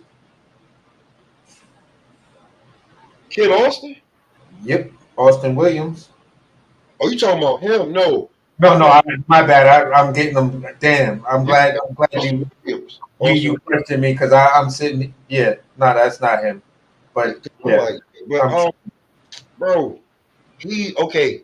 Austin Williams. no, wrong dude. I thought he was somebody else. I'm saying, like, when I'm looking at the names, right?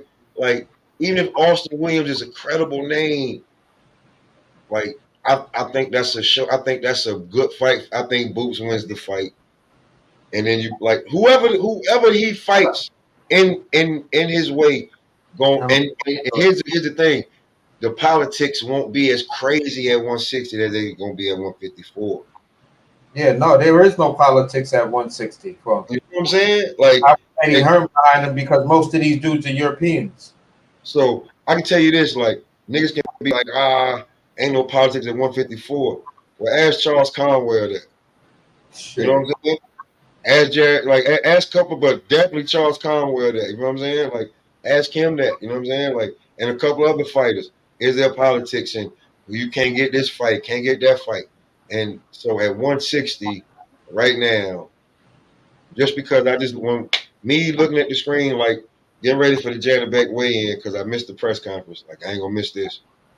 And the shit went off my damn screen and something else came on after the Tevin Foreman and the other nigga.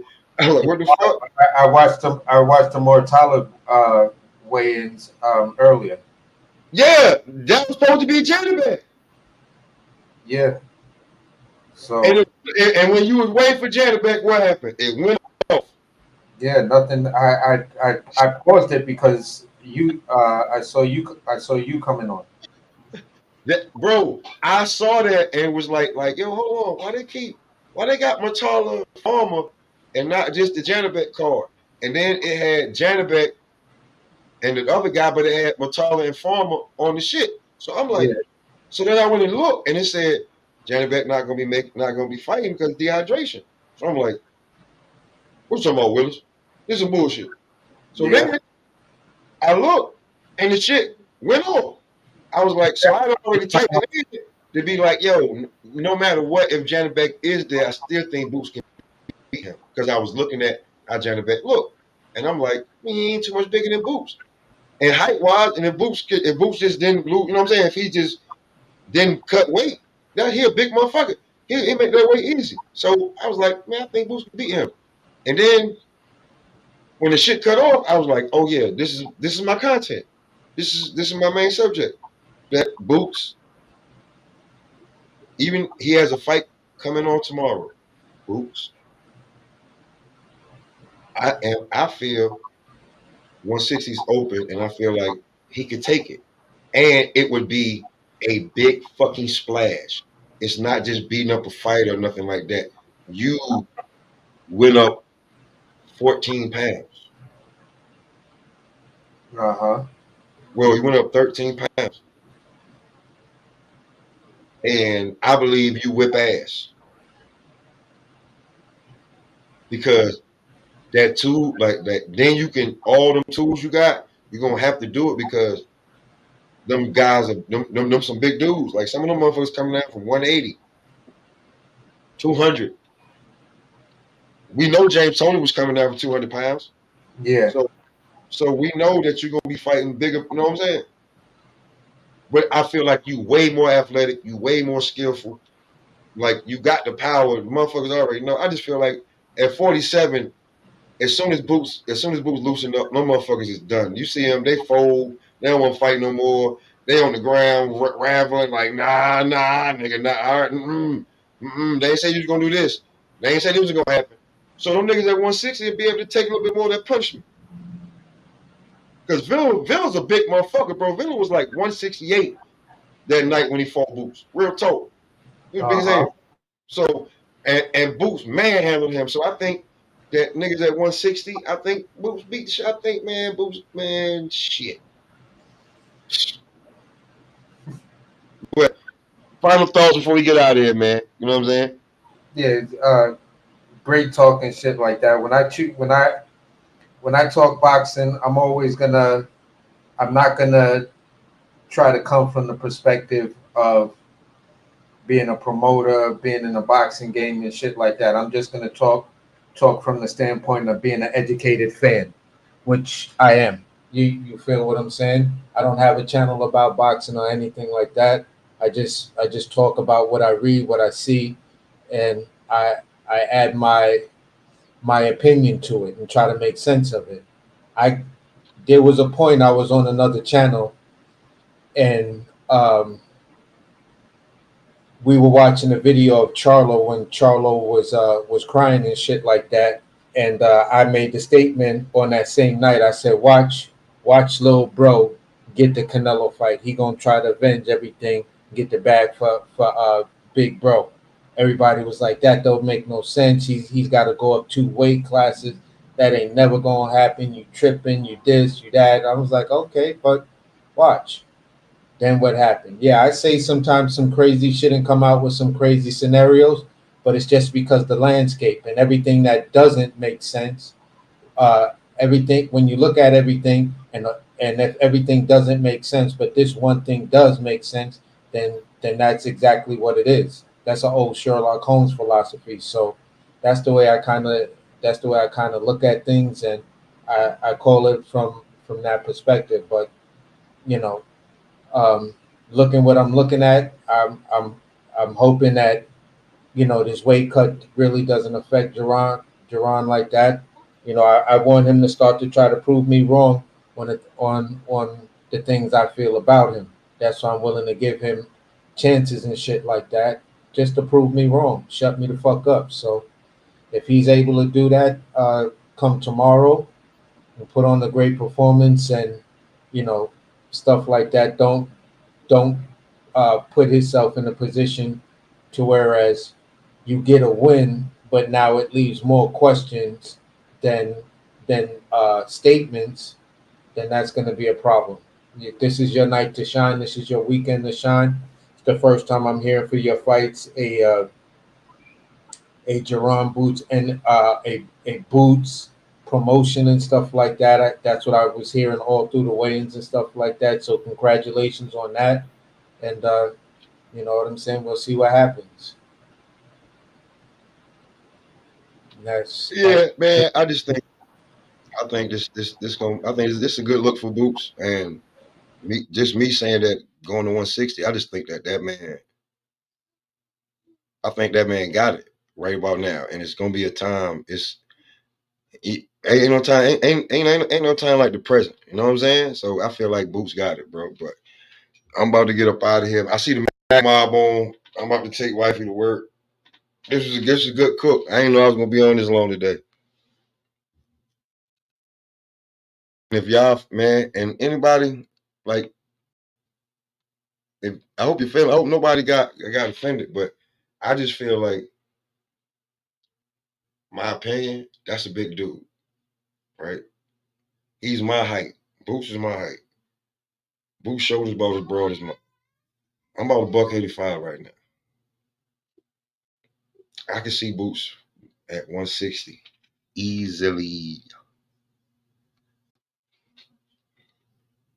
and there's nothing wrong with it with an open landscape. Like, I've asked this question for the last 2 years. What if everybody think about 160, and it's one of the weakest divisions in boxing, other than the division that you don't know about. So, especially going from glory days to shit show what it is now.